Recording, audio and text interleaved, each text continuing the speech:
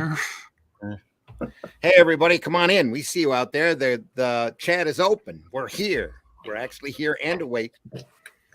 It's mid-morning or early morning, depending upon where you are in the world. And it's time for the debatable. Well, right. We're here. We're awake. We're somewhat awake.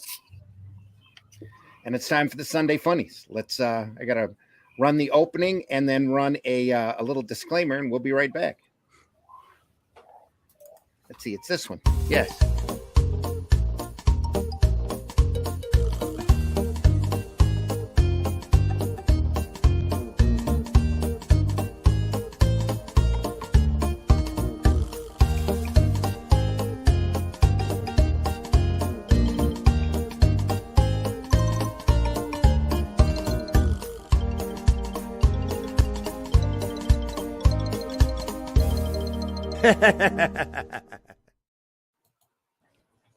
And I hit the button. It didn't go through again.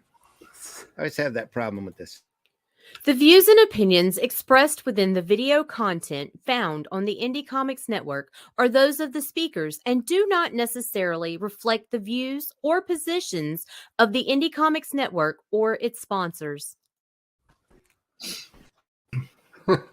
Now comes the part where we throw our heads back and laugh. Ready? Anyway. it's like YouTube from the old folks' home. It's like, did I press that button? I knew it was Glenn telling you to get off his lawn. I can't get up in the morning. It's like, where are my slippers? It's crazy here. It's crazy. Let's take some more drugs. That's a different clip. I don't have that clip. So you're getting some contentious opinions here. They got to run a disclaimer on you now, huh, Randy? We're just being safe. That's it. Andy, we're trying to attract sponsors. We're trying to, take personal responsibility. I actually got a sponsor offer for my show. Cool. I turned it down because I'm pretty sure it was a scam, but I got one. No. They were trying to get you to sell gold. Is that what it is? It was actually healthy meals, but the way the contract was written, I was like, no. Wow. Well, at least you got approached. So yeah, really. Yeah. Attention has been paid. Yeah. Can't nobody tell me nothing. I only get approached by Nigerian princes that say that they have some money they'd like me to hold on to. Did you see that meme that somebody posted a while back of all that money? There was like, imagine 60 pallets full of money, like in the Joker when he sets it on fire. And it said, police have just broken into the apartment of a guy who's not been seen for 3 years, and he's been trying to get everybody to take his money. Right, yeah. Because he died and all this money was there. He's giving it away. That'd be hilarious. Yeah. Nobody believes him. Yeah. I got the offer and I was literally going live and I was like, I wonder how they'd like it if I start talking about their food as I'm talking about the Ophiocordyceps from The Last of Us.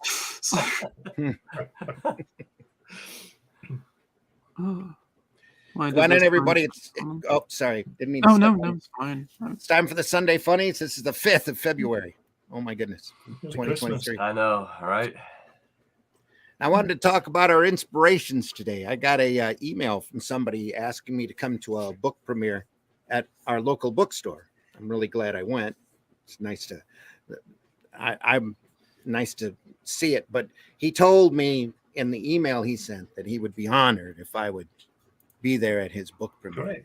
And I'm like, I don't know who you are, but I'll go. I'm sure he looked familiar. So I taught cartooning at after school for many years, and you never know, being out here in the semi-public, what kind of an inspiration you're going to be for other people. Yeah. So, and of course the wife goes, oh, you think you're all that anyway. Yeah. But, such support.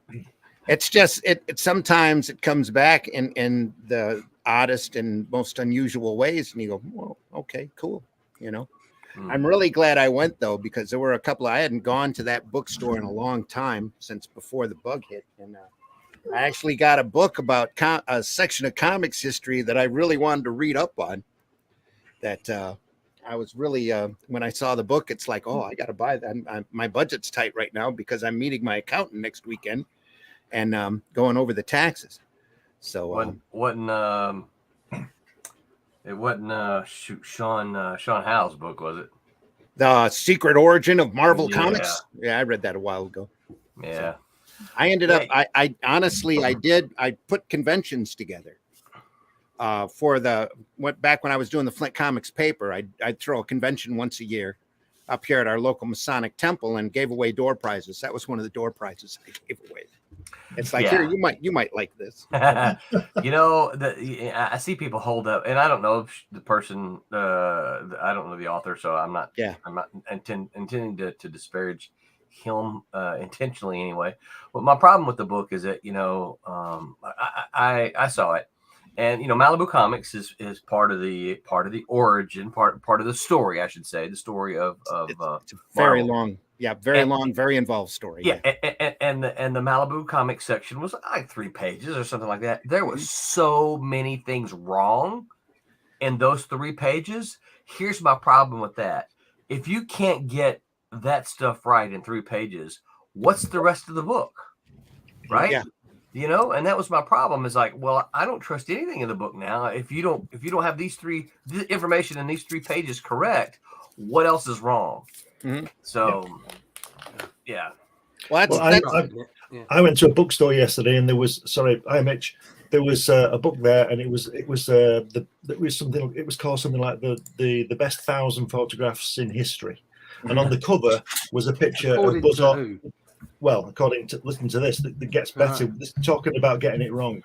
On the cover was a photograph of what I consider to be man's greatest achievement, you know, going to the moon. And it was that picture you've all seen of Buzz Aldrin, the one that might have been done in the studio actually, because the lighting is superb, where he's coming down the ladder.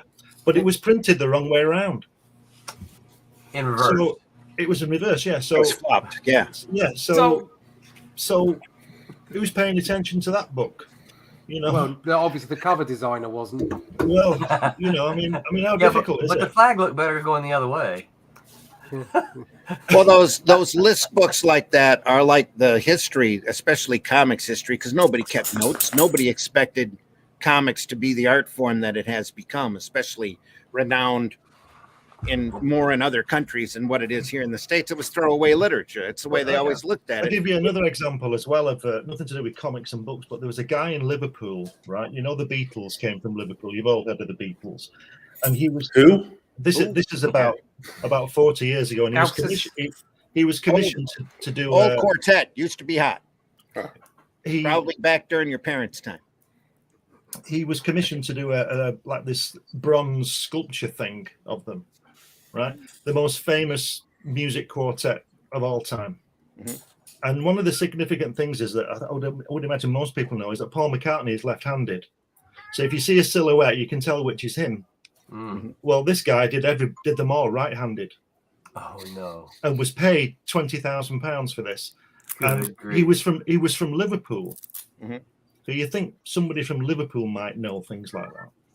You know, if you were from Japan, you might not have worked that one out. But if you were from Liverpool, where these guys were, and he was their age, so he will have seen them at the same. You know, it wasn't like people say, you know, before my time and all that rubbish. He probably looked at a photograph that was flopped too. Well, then the other 2 would have been the wrong way around, wouldn't they?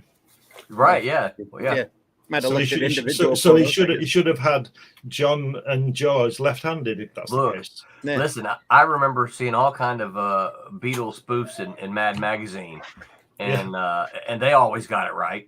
You know, Paul was always left-handed. It's called using your eyes, isn't it? And you know, yeah. That's a tribute to the quality of talent that worked at Mad Magazine, though.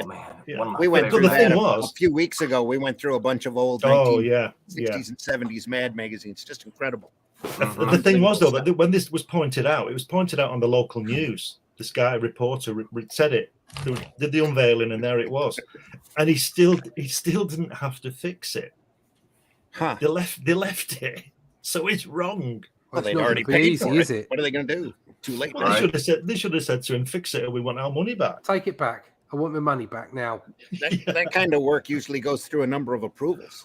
So, I'm here in Flint, and in Flint, we're the start. Our carriage town was the start of the horseless carriage. You know, the start of the automobile. So they have statues of all of these great guys who had started, horseless carriage companies way back when that ended up forming GM. They're making a big deal that we're doing all these great life-size bronze statues. I don't think there's a single one of them over 5 feet.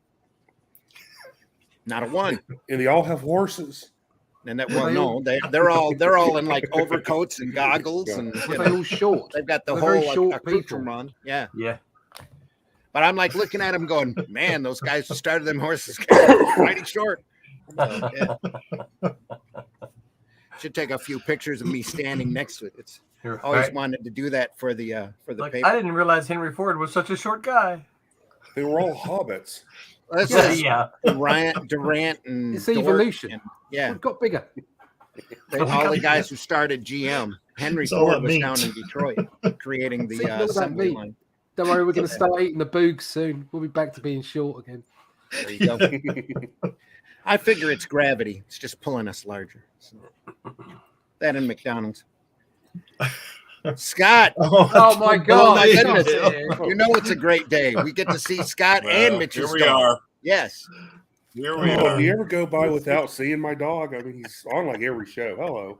How are you? Yeah, but you're not on every show. We're glad you're here. See Mitch's dog 2 more people. And Scott Rosimer on the same panel at the same time. We need 2 more people. We can do Hollywood Squares. Well, I know taking bets as to who's better looking, me or Mitch's dog. I don't want to hear it. I just don't want to hear it. No bets. No bets. Is it the real Scott Rose? He has more hair. Or is it Memorex? This is. Is it on? I hate to break up the even distribution of 6 panels. Yeah, well, there's always one, Scott. There's always one. It might as well be you. Just shove me off in a corner. Don't mind me. Yeah, there you go. That's even better. I know where I'm supposed to be. Center square. We need 2 more people so that Scott can be the awkward person in the middle. You're the Paul Lynn square comes up today, with a funny answer. There you go. So we can also do the Brady Bunch. I'll point to him, right? Could be. You're in Alice's square. You're the Ann B. Davis of the group today. Well, he is banging the butcher.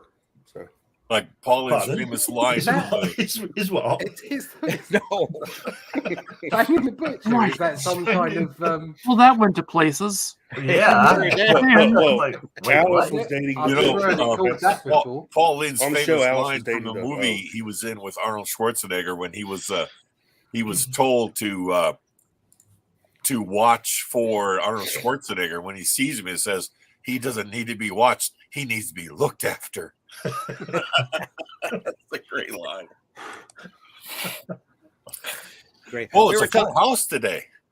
Almost. We got 2 more squares to fill. So. Oh, okay.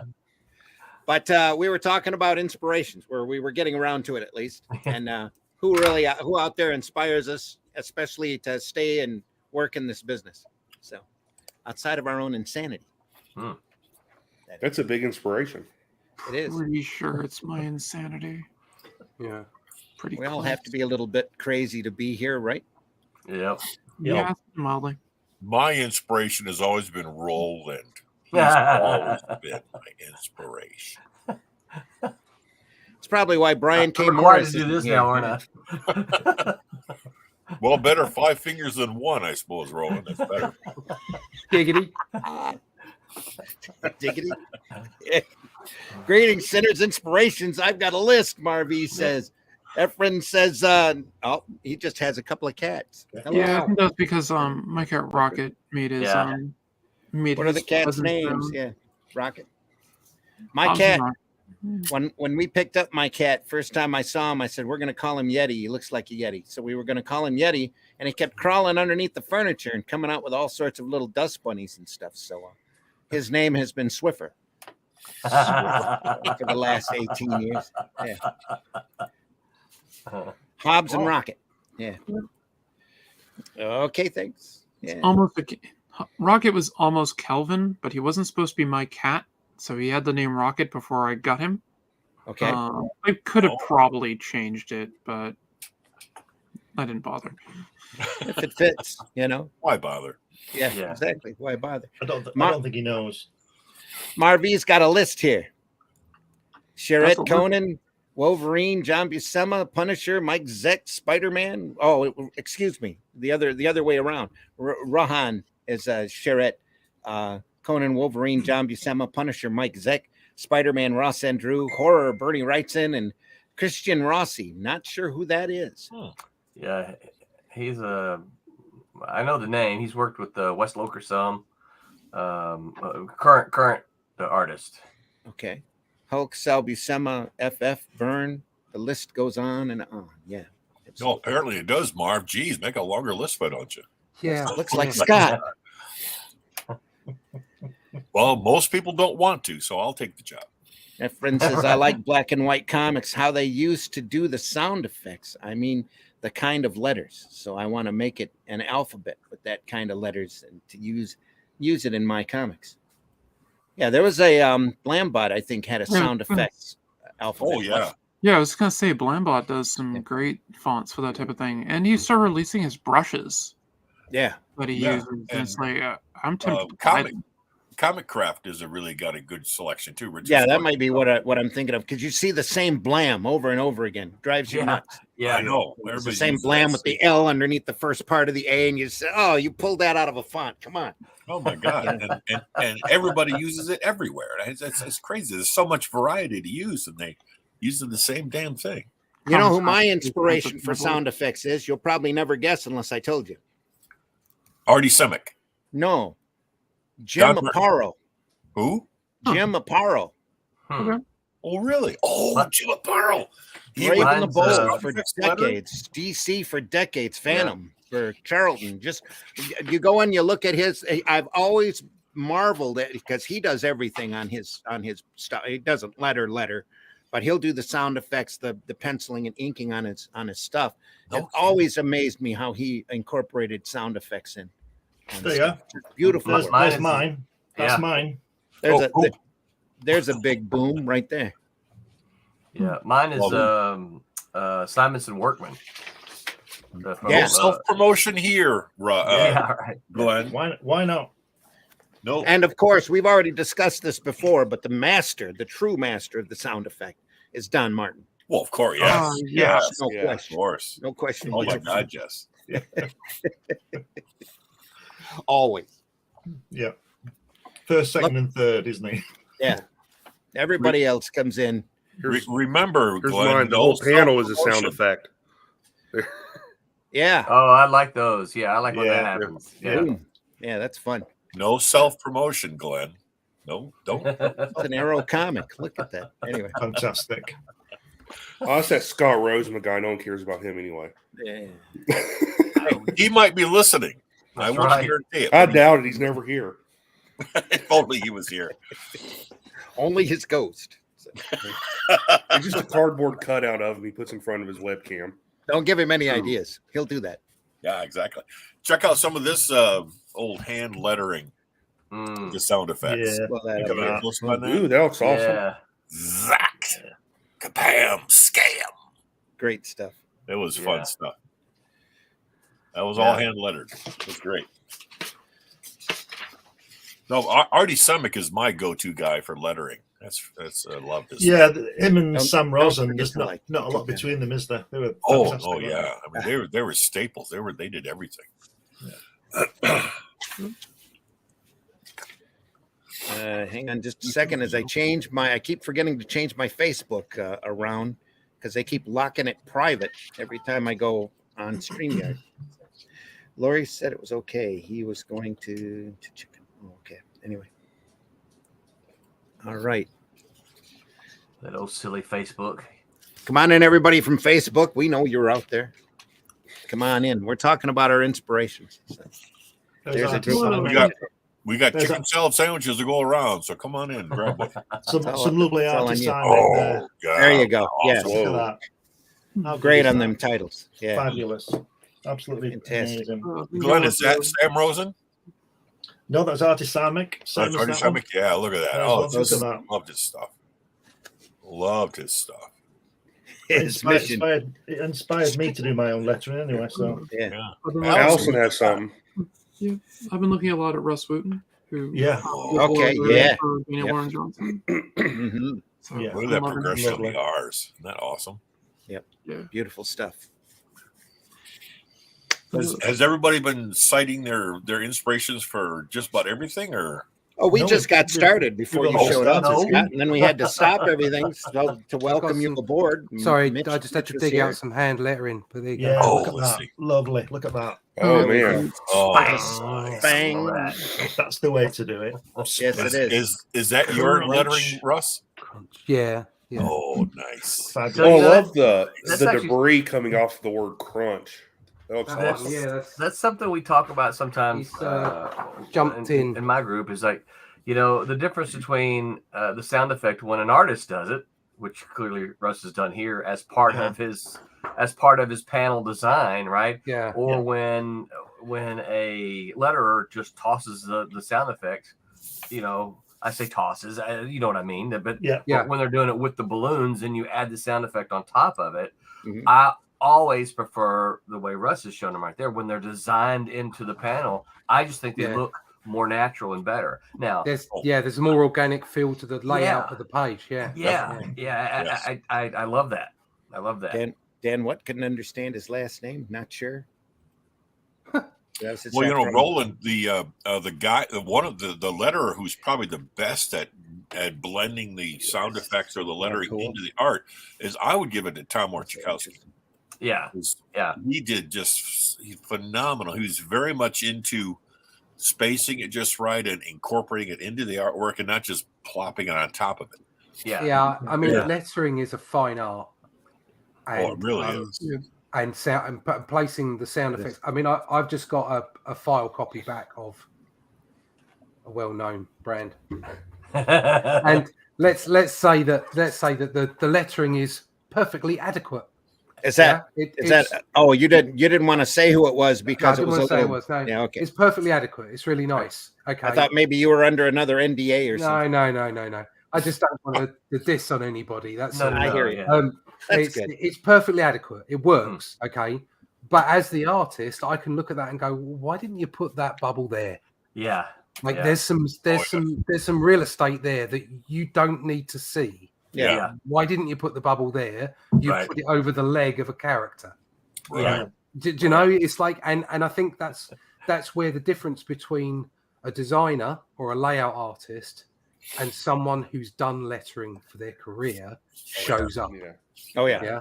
That's where it shows, I think. One of my favorite letterers, well, he's not a letterer, but the way he does lettering is Dave Sim. They're these giant, like with their sound effects or even like dialogue if someone's yelling or something, it's these giant, like really detailed, almost calligraphic. Also, the way Stalin would put like whole words in as a panel and stuff like that. Almost like what Mitch was showing off there. Right. Yeah. Well, you know, the thing did Eisner do his own letters? What's that? Did Eisner do his own lettering? Oh yes. Yeah. So I'm a huge fan of the way Eisner lettered his stuff, right? The way some words were, took up 2 lines in a when you're looking at the lines in a balloon, sometimes they would take up 2 words, and sometimes the words would be all one. It's just like, what? How? But it works. It's so good. Dave Lamphere has been able to mimic that a lot. Yeah. And Dave works for his own company. I forget the name of it. I'm sorry, Dave, if you hear this. Well, Eisner really revolutionized how you did lettering in comics, because up to then it was just pure, tight knit balloons, and that's it. Yeah. But invention is a mother of necessity also, because he was working on a tight 7 pages all the time, and he had such a great sense of story that he was able to squeeze everything in and make it incredibly visually entertaining. Yeah. We were looking at those eerie stories the other day, and there was one particular set that we picked out that had just the most amazing lettering in, and the spacing around the lettering and everything was just done really well. I think it was a colon strip, but it was just beautiful, absolutely beautiful. We went through the Alien adaptation. That was the first time Workman and Simonson worked together. Yeah, and was that the first time they worked together? Yeah, that's what Simonson said in the back of the book. Wow, it was just amazing to see. Yeah. Well, they went on to then do a wonderful run with Thor. Wow. Yeah. That Thor run. Well, Workman's been his letterer ever since, is what he said. They Star Slammers and Ragnarok, all of that. He's been with Simonson through all of that material. So that's why it's got the unique part of why it's got such a unique look to it. Yeah, I remember those Crackadooms. Oh God, Crackadooms. Some great Thor material. Yeah. Just amazing. Here we go. yes, look at that. Simonson's Alien. Wow. Yeah. Okay. Yes. Oh.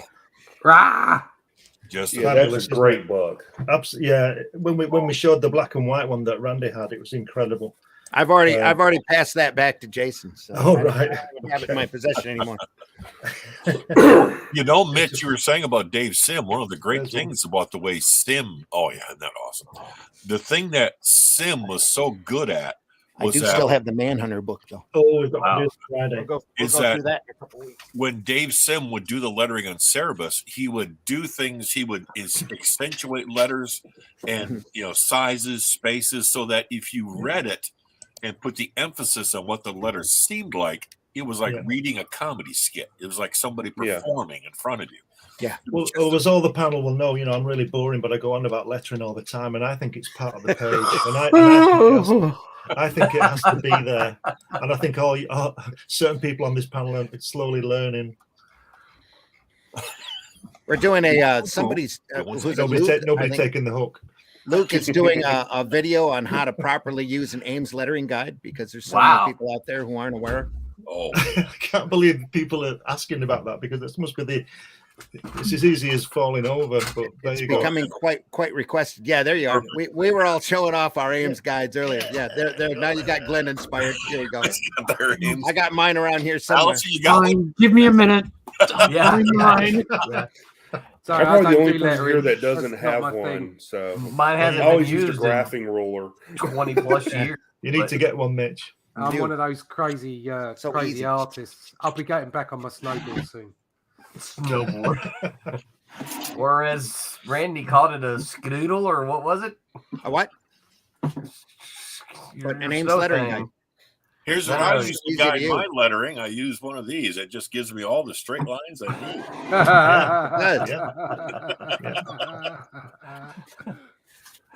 Scott still exists in the 70s sometimes. Amazing. All the curved lettering. Hang loose, man. Anyway, I was gonna say while I was at that bookstore, I picked up a book. Yeah, there you are. Let's all pull up now. Have you got one of them? One of those? Oh yeah, yeah. Little tiny one. Yeah. Sorry, Randy. I have no idea where it is. Are we now showing our bits? Are we all sharing our bits? Yes, Please I'm afraid so. We've all got to comparing our Ames lettering guide. I'm definitely not sharing my bits. Any of you guys ever seen one of those? What is that? It's called a pencil. So weird. What's a pencil? To show that again. There we are. Yes. Whoa, that's a neat artifact. Russians took that out into space. Mine's bigger than yours, Glenn. Oh, I bet it is. Don't start talking size, Russ. Don't start talking size. Because we all know the Rosamer's going to beat us. I'm just going to tell you guys, size doesn't matter. How you use it. Well, that's what you always say. But that's what make money off of Anybody got a roller ruler? Can't buy that any longer. Anybody got a roller ruler? Oh, yes. Not for a long time. I had one. I've got it in a grocery bag somewhere tucked away in one of these boxes. I got that exact same room. There you go. Look, yeah. Yeah, there we Me go. and Scott, There we're we are. roller ruler brothers. What was that, Roland? Roland's got a blue ruler. I got all this stuff tucked away in my desk that I never use. Oh, There we set are. square. Yeah, we love it.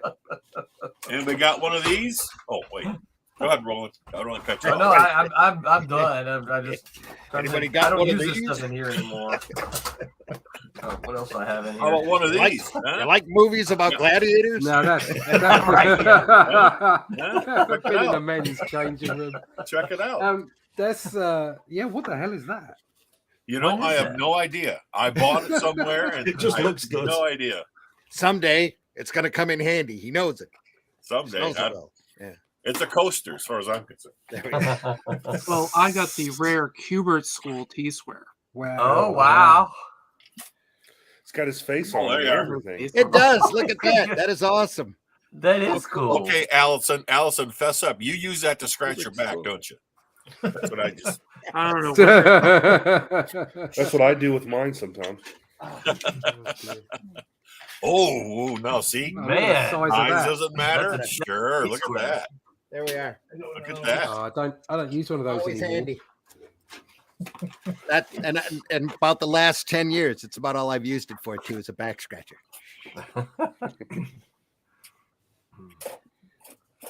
Well, that was RV says the pencil is a prehistoric tool. You know, here's the thing. That I still ruler write is not all sold my here. scripts longhand, right? I have Look at that. Yeah. Yeah.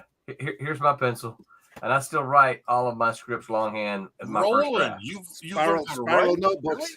Really? Yep. What's that? You've learned how to write? I have. You can't read it, but you know. It's all in code. It's all in code. Right. What does the dog use, Mitch? What? Well, right now he's blocking the. Right now he's using his lap. Yeah. Yeah. Whatever he wants. He's kind of He like wants to be on the podcast. Circle templates. wow. Oh, I couldn't live Man, without I them. don't even know where mine Oh are. yeah. I got all those. Yeah. Oh, and the fun ones. Perspective templates. Hang on. Oh, that's Hang cheating. on. You need to show that. Shouldn't You need need, to show shouldn't that. need those. Oh, Yeah, use those. wow. Holy shit, where'd you get that from? That's cool. That is cool. Come on, jet pens. Oh, no kidding. Yeah, and I just use them on my light box to put them through, and I can just figure out my perspective quicker. So, That's pretty cool. They'll I've save. never heard of that. I've never They'll seen save time those. for making all the perspective lines.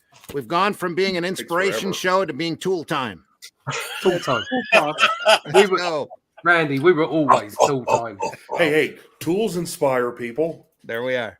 True. Apparently they do. Everybody's whipping theirs out. There we are. I've been calling tool Excuse me, while Excuse whipping me. it out. while I Excuse me. whip this Am I out. allowed to say my famous line, Randy, or will we get closed down? What? You I've- probably I've- can. We're past the 8-minute mark, I've so you got- can swear. I've got 12 inches, but I don't use it as a rule. There you go. Braggart. yep, that's overcompensating. Probably. How would you know, Carlos Alison? days. That won't get us shut down. Oh, trust me, I know. I don't remember you being around. And Tandris are perfectly welcome on this show. That's why we run that warning in the front. Your opinions are your own. They don't necessarily reflect the opinions of the Indie Comics Network. Anyway, So can we go on to other inspirations of like the artists that inspired us? Yeah, yeah. I love of it. course we can. I'll give you a quick Now, three-part. now that we're done with tool time, kids, go ahead. I got 3 inspirations that I can speak of. The very first one was Jack Kirby. That you'll admit to. That I'll admit to. Yeah. Even though, what's this? Oh, Jack okay. Kirby. See there you are, self-promoting again, Mitch. I'm telling you. I think I see that every That's time I go Glenn. on. That's Glenn. That's Sorry. Glenn. Mitch, Glenn. Mitch, That's I Mitch. almost shoved Glenn. you overseas. I'll tell you what, There's Glenn. Glenn. it's very close. Okay. I'm confused now. I can't tell which is which. I think that's Jack Kirby standing beside somebody. Yeah. Yeah, Glenn is the guy who does not have a huge dog on his lap. So you That's the one. Yeah. yeah. Glenn is But the guy does have a who huge doesn't have a dog. dog to sit on his lap. There you go. Jack Kirby was the very first inspiration for me, though as a kid, the more I saw his stuff, the less I understood it. So we gravitated from him to John Buscema, who I did understand right away. Uh-huh. And then it evolved into Neil Adams. And those 3 pretty much, templated me up into the modern day. I can definitely see that. I can See that in I can concur with that. I hated Definitely. Jack Kirby when I was a kid. Yeah. Oh, I what? didn't get Jack. Oh, yeah, I mean, me so too. many people didn't Yep. get Jack He Kirby. spoke yeah. very highly of you, Roland. I'm happy. Well, not happy. Jack Kirby didn't know me, so I'm pretty sure he didn't think of me at all. Yeah. There was a list of artists I couldn't stand as a kid, like Same. Don Heck, Jack Kirby, Frank I did like Don Robbins. Heck. Couldn't stand him. Every time he was on a book, Oh, I'm like, oh, they what all- is this thing? They all Ugh. look like little dancing fairies, right? Yeah. And I'm like, what the? But now I look at it and I'm like, Yeah. man, this is good stuff. Why? did I Robbins think used to this have a yet? bent knee that would drive. Yeah. He'd put his leg up next to your head or his Yeah. foot next to your head with a bent Yeah. knee, and used to Frank drive Robbins me was crazy. weird, but You get but, yeah, older and you sit there and you look Yeah. at the style of the you stuff. start and to you go, appreciate things, don't you? Because you become Absolutely, yeah. mature Yeah. about what you're looking at. so much Yeah. so, yeah, Yeah. you do. Yeah, I didn't start liking Jack until I was in college. Yeah. And I was like, man, I bought some of these when I was a kid. Why didn't I like them then? I don't understand. Yeah. Well, this is one of my inspirations from the mid '60s. Hang on, gotta See blow that that? up. Oh yeah. Oh God, Jess, look at that. There we go. Jack Kirby. Look at that. Oh yeah, yeah. No, that just blew Yep. me away when I saw And that. 60 years on, I still can't draw like that. That was the start of my appreciation for Kirby. That and New Gods 2. I'm sitting there going, this guy draws blocky, but man, he's got a crazy imagination. Look at all this stuff. Oh God, Just amazing. incredible. Yeah. The best. So, Allison, who's your inspirations? Let's see. Come on, quick, chop. Well, one of my big ones is Todd McFarlane. Who's that? Todd McFarlane. You know, Todd McFarlane. Todd And used to do Infinity Incorporated a long time ago. Remember him? Oh yeah, those Yeah. are awesome. Classic. let's see. Mike Turner's a big one, and Joe Madureira. Oh, Joe Ventura. yeah. Oh my God, Yeah, actually, stuff's out of this world. I've been trying to make adjustments to my art style lately to kind of get a little bit more of a Western look. And like, this was inspired by Joe Madureira. Oh yeah, you can cool. see it. Yep. Oh Absolutely. my God, that's great. Yeah. Nice. It's the Dapper Dinosaur. You'll Is be a that- guest on my show next week. See a And- little bit of what is it? Super Dinosaur a little bit, yeah. in that. I mean, Jason Howard. Mhm. It's a local. I He would say so. was a local guy. I'm not sure if he's still living in the area or not, but And I started Jason working Howard, on it. is that the guy that did Dead at 17? Oh, nice. I can't remember. there you go. This is No, my cool. last Pretty cool. piece. Pretty cool. Jason. I'm picking Joel in over here. So. Jason did Super Dinosaur, and he did a werewolf book that Skybound. Oh, okay. Skybound had. He's great. I love his style. Just amazing. Raoul. Exactly. Jason Howard Oh, okay. used to live in Perry. It's just south of. Well, actually, it's just kind of east of Lansing. Oh, already. I'm not sure if he's still in the area or not. Yeah, let's see. For Asian artists that have inspired me, like Nobuhiro Watsuki, who did Roni Kenshin, Katsushiro Otomo, who did Akira, and I can't think of his name right now. He's one of the bigger ones who did Ghost in the Shell and stuff. Apples. Oh, Appleseed. yeah. Oh, yeah. Oh, God, it's Just awesome. classic stuff. Yeah. Yeah. And I'm also inspired by like John Byrne, John Buscema. I mean, I got Kirby in me, there's no doubt, because I like to use lots of crazy foreshortening, things of that nature. So You can't do the superhero dynamics and not appreciate Kirby. yeah. You know, or any And, kind like, of just heroic dynamics in general. Doesn't have and to like be- so many people, when I was a kid, I couldn't get into his art. yeah. But Oh, but like, yeah. later on, Yeah, one of the ones that I fell absolutely in love with was his Fourth World stuff. Mitch is on twice now. He Hey, sure is. Hey, Wow, that's it's impressive. a Clone My, War. yeah, my internet glitched, and all of a sudden I'm like on here twice now.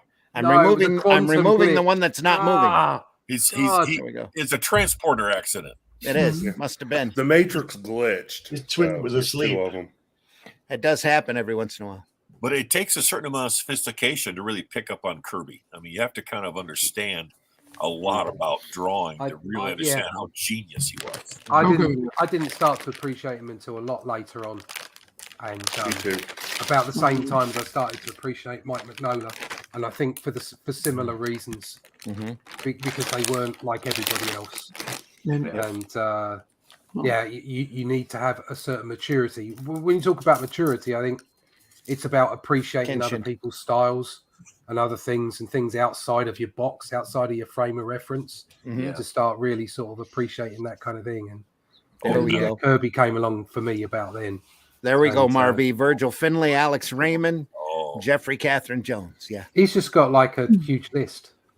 Yeah. you can't. I mean, Well, He does. Bernie almost Wrightson can't- plays a you big almost role can't for me. believe how Bernie beautiful Wrightson, yeah. Alex Raymond's Sunday comic pages were. Yeah, He had a unbelievable. full page Yep. of a newspaper. and he's doing Flash Gordon, the Attack of the Hawkmen, and it's just unbelievable the work they put into those things. In my youth, I ran across the early Nostalgia Press reprints of Flash Gordon, just in hardback. I still have them. Never got rid of those books because they're just elegant, just amazing brushwork. My friend Ian show, I started doing this. Oh, what we got? Is that a? There we are. The Rights and Frankenstein. I was going to say, really cool. Me for a second. Oh yeah. Cool. Yep. And to go with the horror motif at all, I started doing this on Friday the 13th on my show. All right. Yeah. Very cool. Getting ahead in the world. I gophered for Bernie for 3 years, 2001, 2, and 3, for San Diego. I went out there and helped him sell his artwork. It was amazing. Got to meet a lot of people. Yeah. Got to sell some incredible artwork. He was doing production work at the time. Just got done doing a set of production drawings for Galaxy Quest, where they wanted to see a rock monster, what a rock monster would look like. So he did dozens of drawings. He got paid for thousands of dollars for every one of them. Pencil drawings of all sorts of rock monsters, everything from something that looked like the Thing to just the craziest mud monster that you can imagine. And they paid him for all of those. And then in the movie, it's just a pile of rocks. They said to go animated. Yeah. He worked on the Thing also. Yeah, he worked on Ghostbusters. Oh, he worked on a number of movies. They hired him to real early in Ghost Rider and Spider-Man. He did pre-production drawings for them to try to show somebody what somebody would actually look like in a Spider-Man outfit in real life. Yeah. Imagine that. I mean, yeah. Did a number of drawings for Sony like that, and Ghost Rider as well. Show because they couldn't, I guess, wrap their head around the comics. They needed somebody who could draw a little bit more detail and production drawings of a flaming skull. So, I mean, unbelievable what they need to see there. It's I think the thing with Spider-Man though is he had a problem with the executives because he foolishly turned in the original artwork, never quite got it back. So, you might have had a Sony exec up there at the time that just wanted a picture of Spider-Man. I remember Wrightson was so off the wall when we first came across his stuff in the Swamp Thing. Yeah. But you came to appreciate him later on because you realized just how freaking good he was at drawing. Well, you saw the Eerie books that we went through. There is a lot of Wrightson inspiration there. So Wrightson went in and was working for Warren for a while. Yeah, and I like the way I like the way he used to vary his style. Yeah, and he varied his style far more than people think. So you could have the stuff like the Frankenstein stuff, which is so intricate and detailed, and yet you could have the incredible cartoony look of Captain Stern. Yeah, ran in heavy metal, just beautiful. He did the Incredible Hulk and the Thing as well. Yeah, graphic novel. Yep. Yeah, I mean that graphic novel's beautiful. It is, and yet you look at. I mean, it's crafted. It's it's organic in its look, just typical Wrightson. But at the same time, there's lots of stuff left to the color. It's just an absolutely brilliant artist. Oh yeah, yeah, and did exactly what he needed for the project. Yeah, what I've always said about Wrightson is that what's incredible about him is that he is not a great painter. In fact, he's not really even a good painter, but his paintings are amazingly good for him not being a good painter. Yeah, because his drawing is so freaking strong. It carries the entire painting. It's amazing. Yeah, the last time I gophered for him, he was working on the paintings for a Dark Tower book from Stephen King. Just he was doing 10 illustrations for that. 10 paintings. He did Cycle of the Werewolf, which was the basis for the movie Silver Bullet. And there's paintings, and then there's like pen work that is done in the style of his Frankenstein work. And it's just completely gorgeous, both of them. Yeah.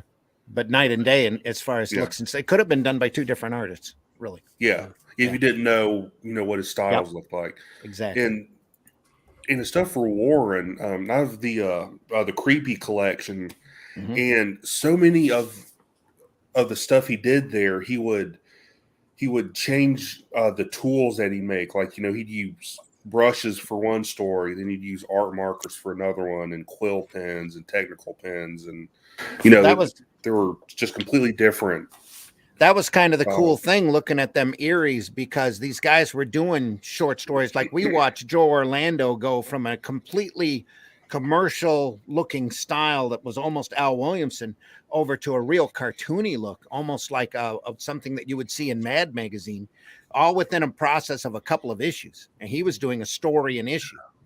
It's just the masters, obviously, at this art form, able to adapt to whatever situation, you know. I think if there's one thing that you can learn in a short period of time by looking at the great artwork, at looking at older artwork, is that tools wise, just use what works. Yeah. It doesn't matter what you were using, a brush or a pen or a marker. It doesn't matter. Use what works, okay, and do whatever the project requires you to do. So with all these things, you can see the artist coming through. Yeah, I think it's most prominent when you see somebody like Alcala or Sinnott inking John Buscema. Okay, you've got three amazing talents there, all with their own unique shine that comes through on whatever page they do, and yet you can pick them out.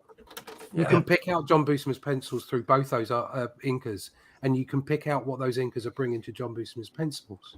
Yeah. And that's what's important. It's like leaving a little bit of yourself on the page, but doing whatever it takes. We mentioned this a few weeks ago, in the way that a good inker or embellisher will always allow the pencils to be seen, so to speak. You know, you'll know it's Kirby. You know, like you said, it's Alcala on Buscema, and then Sinnott, and it's totally different, but it's still John Buscema. Yeah. And that's really important, isn't it? Not just to cover up. Because you do get the occasional inker who will swamp somebody's pencil work, and that's not good. That's not good. But that's Tom Palmer. Yeah. but about him in the past. Yeah. If Tom Palmer ever wanted to have swamped my pencils, I'd be more than happy for that. I'm not saying that was a bad thing. I'm just saying. But it's like nowadays it doesn't seem to happen as much. You see so many more artists inking their own work. Yeah. Right. Yeah. Well, he was paired with Gene Colan for. He was paired with Gene Colan for a reason.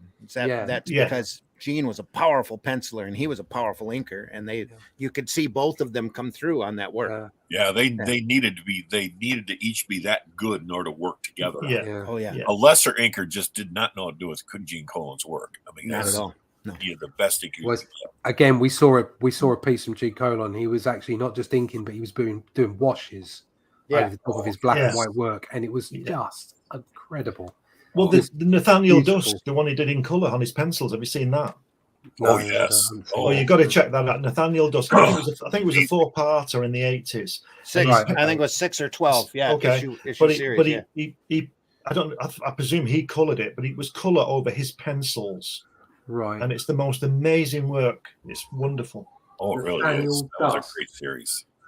It's something I don't think DC ever collected.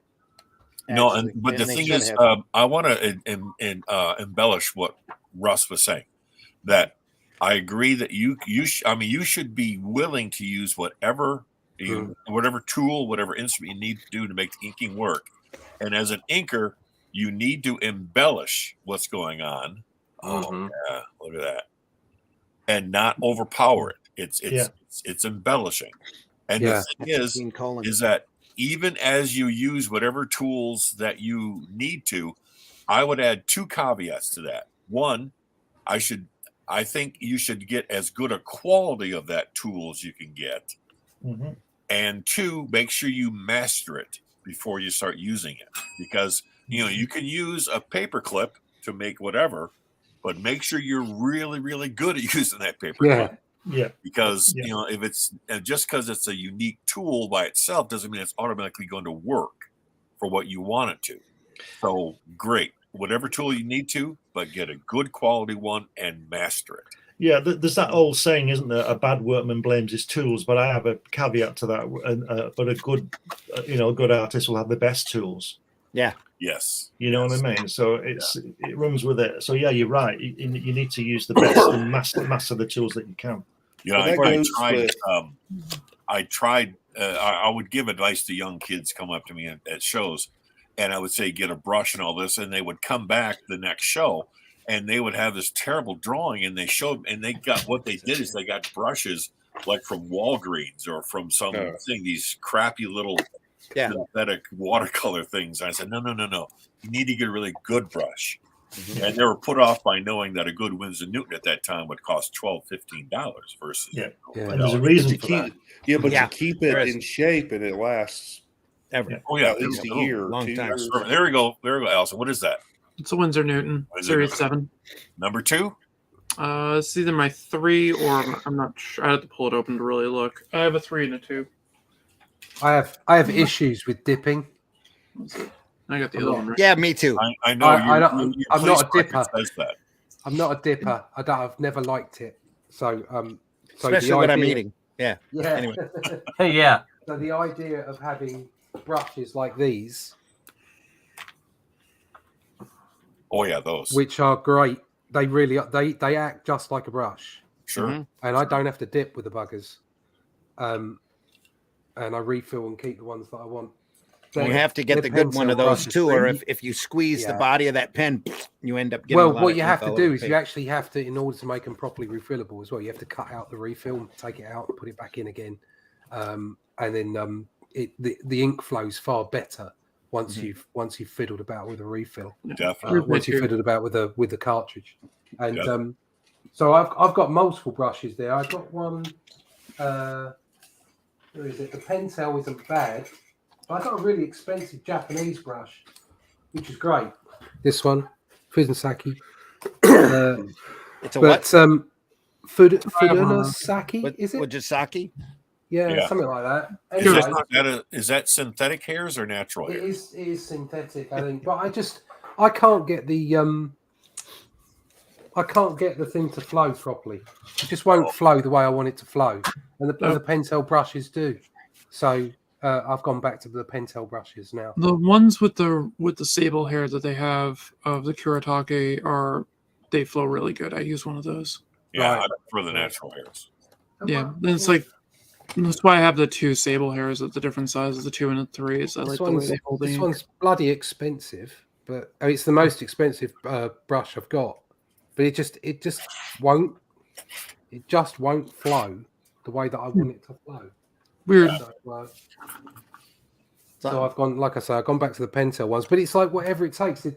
I use pens as well, and I don't like using just base Pentel sort of 0.5s. Or I'm not interested in that. I want to think. Hey, Randy, we're back on tool time. I was going to say that, but I thought it was pretty obvious. Yeah, the thin pens are pretty good. So.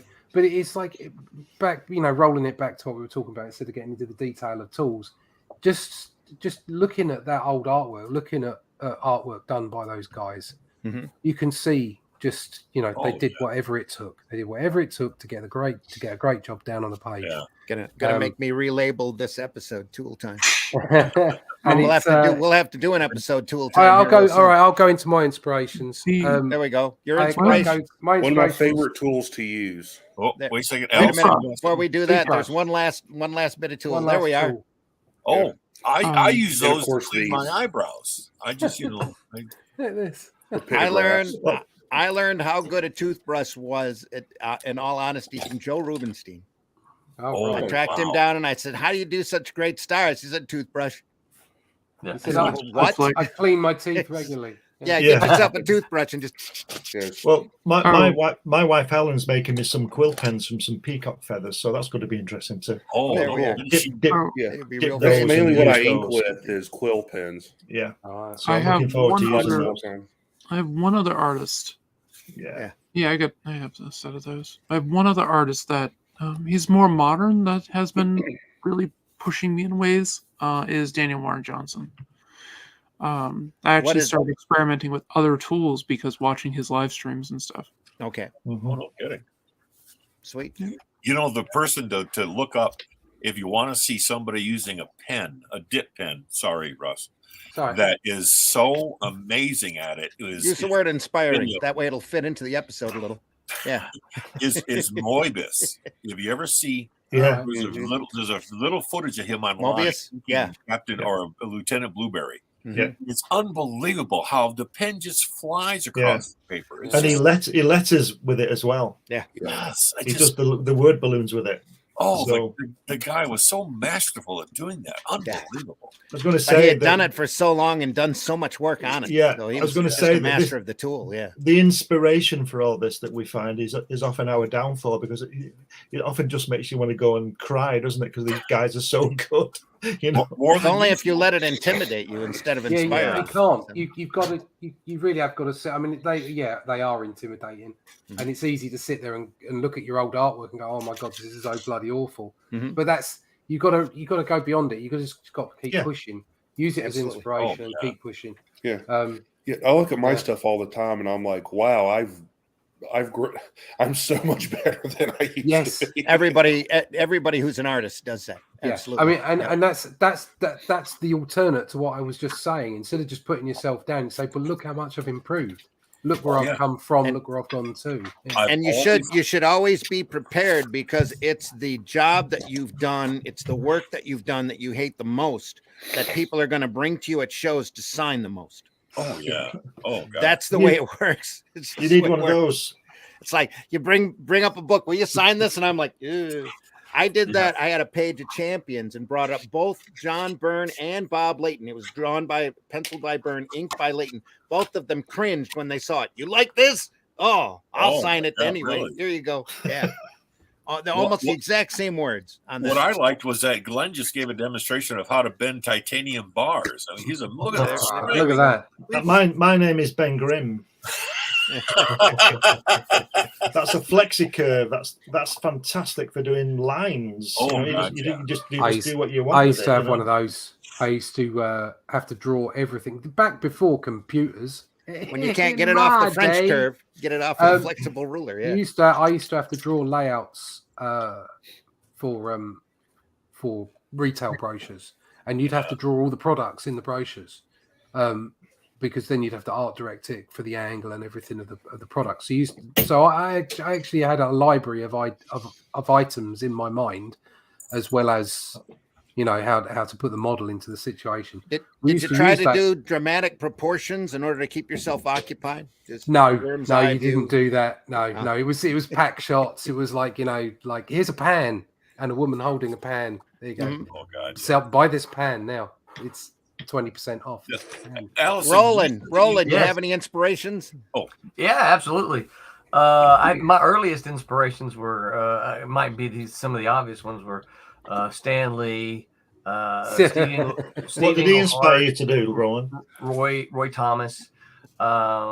It was the storytelling, and now looking back, I kind of know what I got from each of them. Stanley obviously was the dialogue, the quippy dialogue. A lot of the Spider-Man stuff I was a big fan of, and of course early Avengers as well. Roy Thomas, I love the sort of the inter-character dynamics and the relationships between the characters. For me, I love for Englehart, and he probably preceded the two of them because I was reading him current, and I read the others more as back issues. Mm-hmm. I love the way he crafted a long story, right? So if you read like Englehart's run on the Avengers, you're not just reading a single issue. You're reading a story that covers, I can't remember, his run was like 40, 50 issues, something like that. And he lays this. 3/4 of that Kang was the villain on that too, right? Yeah. They defeat him, he'd keep coming back. Right. Yeah. Oh, I'm Immortus now. It's Kang, and they're like, again? Yeah. We just whipped your ass. That was 20 years ago. Right. Yeah. Early artists. Great stuff. Probably the earliest artist I remembering as a name, George Perez. Mm-hmm. He was the first artist I remember going, wow, this is something special. who is drawing this? And before that, I read the comics, but it wasn't until George Perez that I cared to know the name of the artist. Sure. Yeah. Well, it's thanks to Stan Lee that we knew so many artist names, because he made those big splashy credit boxes. Yeah. Really got to know who Yeah, was what. one of my favorite things was to read the credit box. Yeah. Yes. Oh, yeah. So who's on this? I only knew a couple artists when I was a kid, like yourself, Roland. It's like you tend to just flick through it all, but a couple of names would stand out. And you just fell in love with all those quippy nicknames, Mirthful Marie Severin, right? Yeah, Jolted Added to the fun. Rascally Roy. Yeah. I recreated that in my book. Gargantuan Glenn Fleming, I used to get glamorous Glenn Fleming when I was making comics when I was 15. Yeah. Marvelous Mitch Rogers. So the other thing that I have to say is that one of the things that these guys did, and in the stories they would mention things, and I'm like, I don't know what that is, and I'm talking to, they would mention things like Ray Bradbury, as part of the story, and I'm like, well, if it's mentioned here, I want to find out who that is, and so these comics genuinely inspired me to seek out some of the classic science fiction like Jules Verne, Ray Bradbury. I wanted to know what the references were, and I didn't know them at the time, and so I sought out science fiction.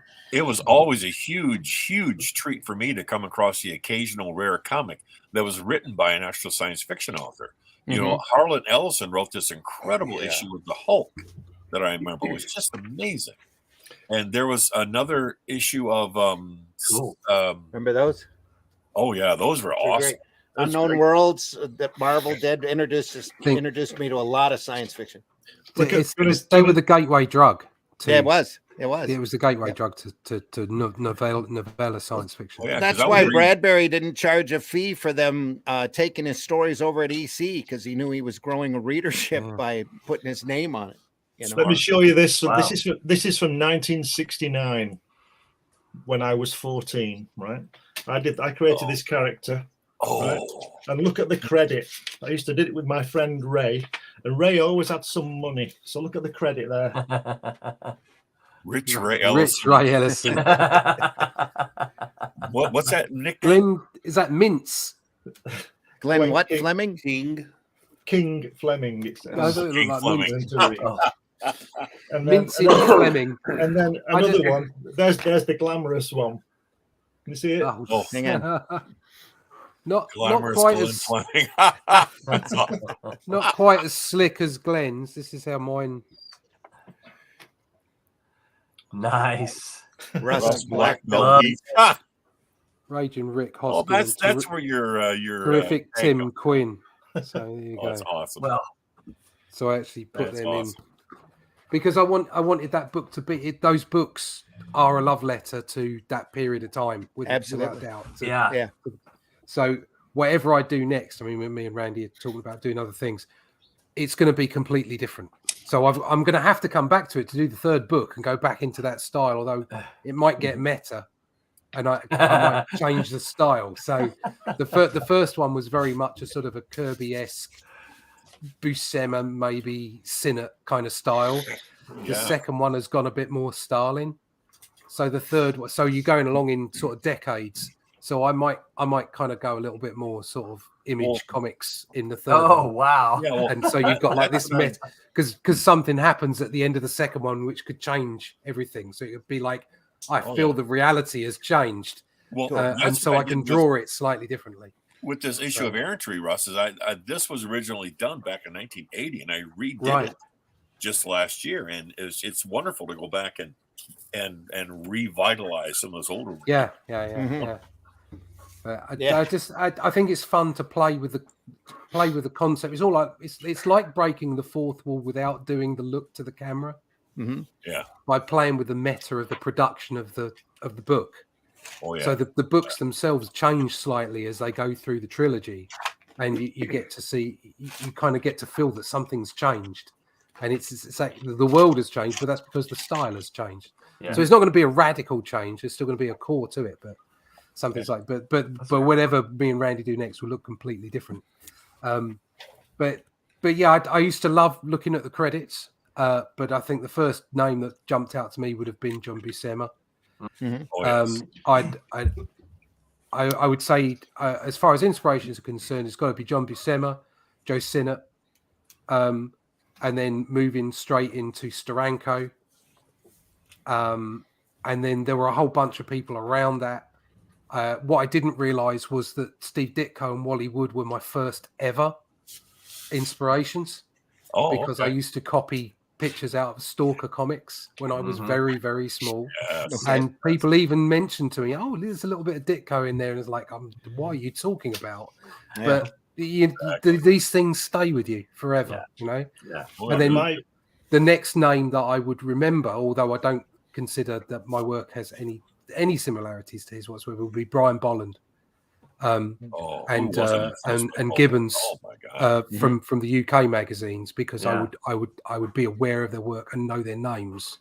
And then outside of that, you've got all the other sort of like artists of the time, like Neil Adams, like Stalin, and just that whole sort of Bronze Age sort of group of fantastic artists that would have been definitely Americana, with a little bit of the British aspect of like things like 2000 AD and what have you.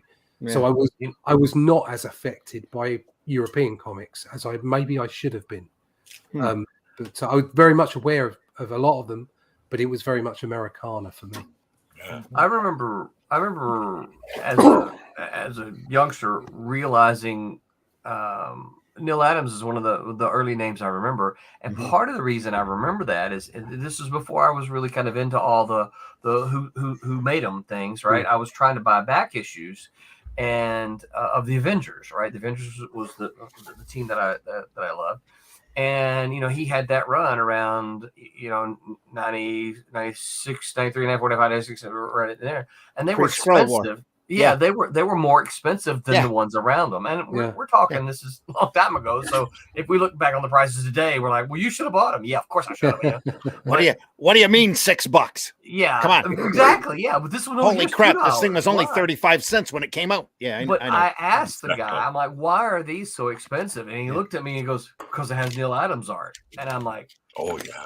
Yeah. Cool. Who's Neil Adams? That scene of Triton crawling out of the bay onto the dock will always burn in my mind as being like the holy crap. Look at this. This is great. It's funny. They reprinted the whole thing, right? And my son was looking at it, and he goes, and the cover was they kind of played with it a little bit, and my son looked at it and he goes, because I was telling him, this is such an inspirational story, blah, blah, blah. And he looked at me and he goes, wait, really? And I'm like, yeah, why? He goes, three cows shot me down. That's the dialogue balloon on it. It's like Vision's running in there. The 3 cows shot me down, and which only goes to prove you can't trust Neil Adams with everything. 3 cows shot me down. It's those crazy cows from Fantastic Four #2. That's what it was. Yeah. But it was just out of context, that line of dialogue. My son looked at me and was like, God, yeah, it's terrible. Shows you manipulating anybody's brain never works. Never comes out well.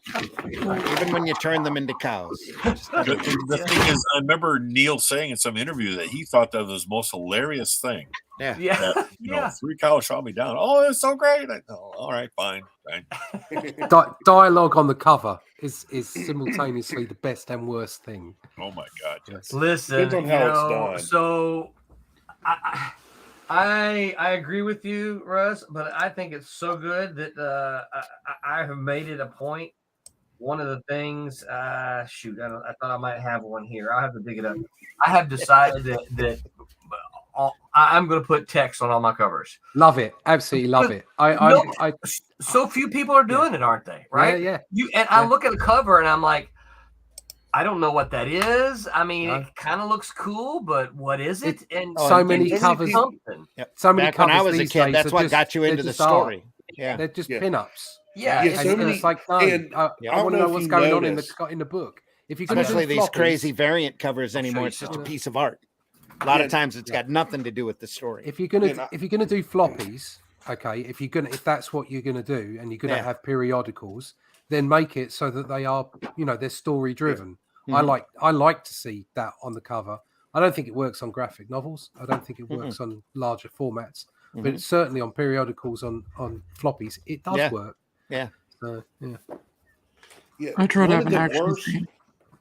One of the worst trends. I'm trying to find an example here that is While going you're- on now. Sorry. Go ahead, Mitch. Allison. One of the worst trends. I can't see a copy here now, but I'll just Yes. is they'll put the text, the title instead of up. Oh, sorry. Yes. Go ahead. No, you're all right. I'll Yes, get right back Roland. to you here. Yeah. Love it. Nice. Is Oh, they'll yeah. put the text down at the bottom instead of up top, yeah. knowing Yeah, the that masthead. knowing that most comic book stores have them like this Do on that. the shelf. Yeah. Mhm.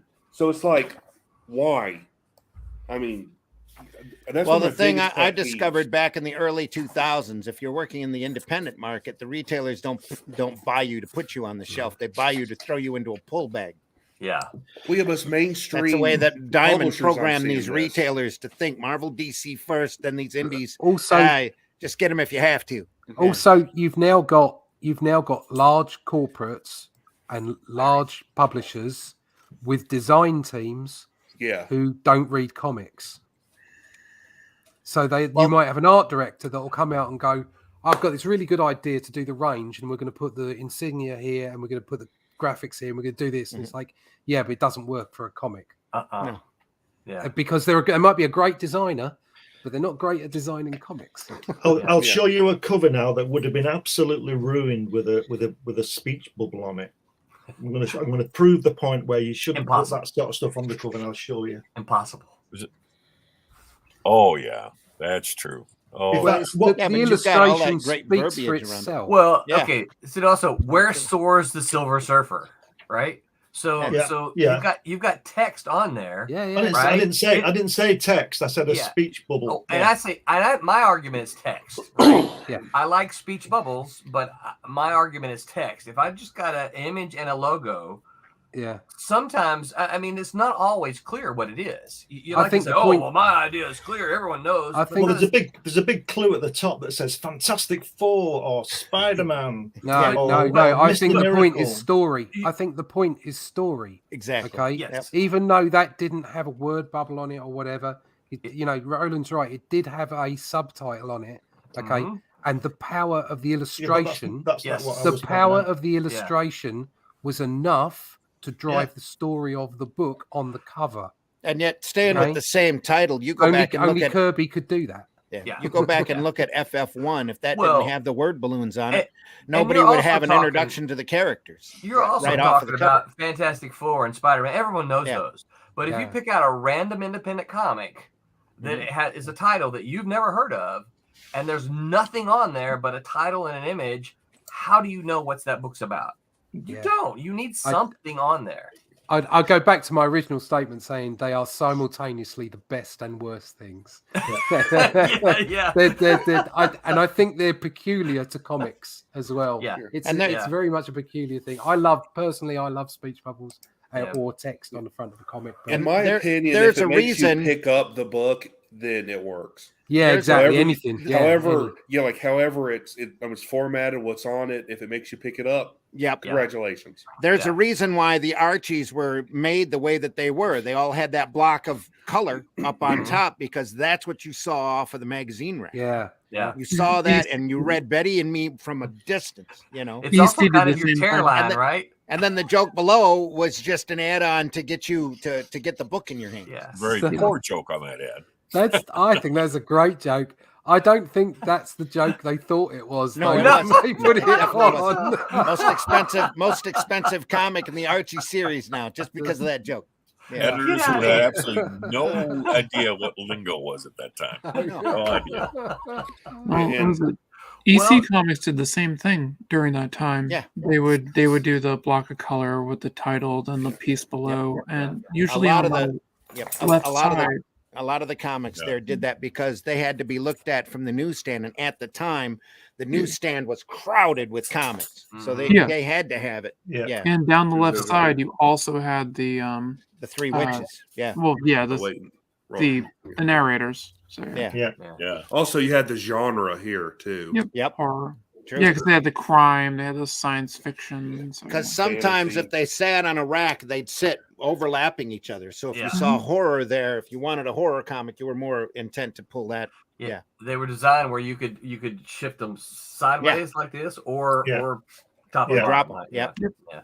So funny thing about that line of that dialogue there, if you go back, so that was what the I'm going to guess the 1960s. So if you go back 100 years or so, but the term "beat off" actually meant something completely different. Oh, absolutely. It was a drumming term. Yeah. Right. It was a drum. The command from a colonel would be drummer beat off. Right. and it would that was the command for the drummer to begin beating the drum. Some of us do it for free. Okay, but I need about 5 minutes. Yeah. Do you have any lotion? I think I'm Allison? happier, girl. Allison, sorry. Feel free to much believe us happier, at girl. any time. So I think she's used to the insanity of the Indie Comics Network by now. So She keeps coming back for more anyway. Well, we hope so. What's that? Before Kirby and Marvel, I was looking at a comic called TV21 that had Frank Bellamy in it and Ron Embleton and all these fantastic British artists. And their artwork was all done in full color, painted artwork, beautiful stuff. Wow. Just check it out, TV21, TV Century 21. Yeah, I don't have an example here to pull up, but it's gorgeous work. Yeah. And there was another comic came out. It's more like a magazine. TV21 was produced like a newspaper, and it had headlines on it, and it was basically a vehicle for Jerry Anderson stuff like Stingray and Thunderbirds and that kind of thing. Oh yeah. But the covers were like a newspaper, and they'd have a title, like Mr. On's destroy Los Angeles, and there'd be a photograph of it, and there'd be text. It was like a newspaper. Yeah. But the artwork by Bellamy and Ron Embleton and Don Lawrence and these people was absolutely superb. I think we've shown some of it before, haven't we, Randy? Oh yeah, it's absolutely beautiful. And Frank Bellamy went on to draw Garth in black and white in the Daily Mirror. Absolutely beautiful artwork. And I was privileged enough to see that before going into Kirby and Ditko and all these people later. I was only 10, and I was already reading TV21 and just marveling over this beautiful artwork. And then my brother brought home the American comics, and it all went from there. But we've shown this before, I think, Randy, Rise and Fall of the Trigon Empire by Don Lawrence, and the artwork is absolutely superb. In fact, I'll just get my book and I'll show you. So just talk amongst yourselves. Is Frank Bellamy still around? No, he died. He died in 1976. Yeah, he passed a while ago. Yeah. That's where I was born. But he had a long run doing painted work and a long run on the Garth comic strip for a long time, doing some just beautiful stuff. Russ said something about the cover about story, right? And I think that's something I notice a lot is that at one point in time, covers like the one that was shown told the story. Today, a lot of what we get, they're just pinups. Yeah. Right? They don't really tell a story. Yeah. And that's not that they're not good art. It's just that they don't really tell a story. Yeah. They're disassociated from what's inside the comic. Yeah. It's like, let me draw this cool image that could be a poster or something. It's like, okay, well, fine. It looks good, but it doesn't have anything to do with what's inside. You're not selling the story on the inside. No. Unbelievable. Yep. Great stuff. And that's Frank Bellamy? No, that's Don Lawrence here. That's Don Lawrence. Yeah. Okay. Well, check out Frank Bellamy's work on stuff. Sorry, Bellamy, I could go get some Thunderbirds material, but it'd take me I've got some here. Bellamy stuff is most people have Google unreal. too. Just crazy painted stuff. What? Sorry. Yeah, here's some Bellamy Thunderbirds. Here we go. Oh, let's see. Oh God, that's beautiful. Look at that Thunderbird one there. Oh, He drew those ships at every angle that you can imagine and did it incredibly well. Everybody that worked on that strip was doing some unbelievable work. Are those volumes still available, Glenn? Yeah, only if you're lucky. Look at that! Look at that! Only if you can find them. I don't think you can get those on Amazon. The giant eye anymore. Yeah, so good. The Anderson estate needs to keep them in print. That's what they need to do because it's just beautiful material. Yeah, it's just, and there's other people like Nash. What was his name? Nash. I don't know Nash. There's Ron Embleton. No. There's Embleton. Mike Noble. That's what I'm thinking of. Noble did that Captain Scarlet when he's falling off the tower. It's absolutely beautiful. I've not got that to hand, but it's absolutely phenomenal beautiful. Painted stuff. Yeah. You know, can I pause this just for 1 second? No. And I just want to make a comment about all 7 screens here I see. And I just love the fact that everybody's studio is just chock full of bric-a-brac and books. That's why I have the sheet up. You can't see the crap that's on the other side of it. I've got Believe that me, same there's a bunch of crap behind me, the same that way. Oh. Whichever way it goes. I see like Alice's tables just stacked full, like almost a foot high. All of my bookshelves are out of camera range, but they're there. Mine are around the other way, so all my I've got my side of me, and then all that stuff over there. And the amount of dog hair in all my studios, books are up there. You can see all that just floating by like the Chinese balloon. Yeah. And Roland, you've actually got boxes of comics back there. Yeah, Roland's got boxes of stuff. Come on.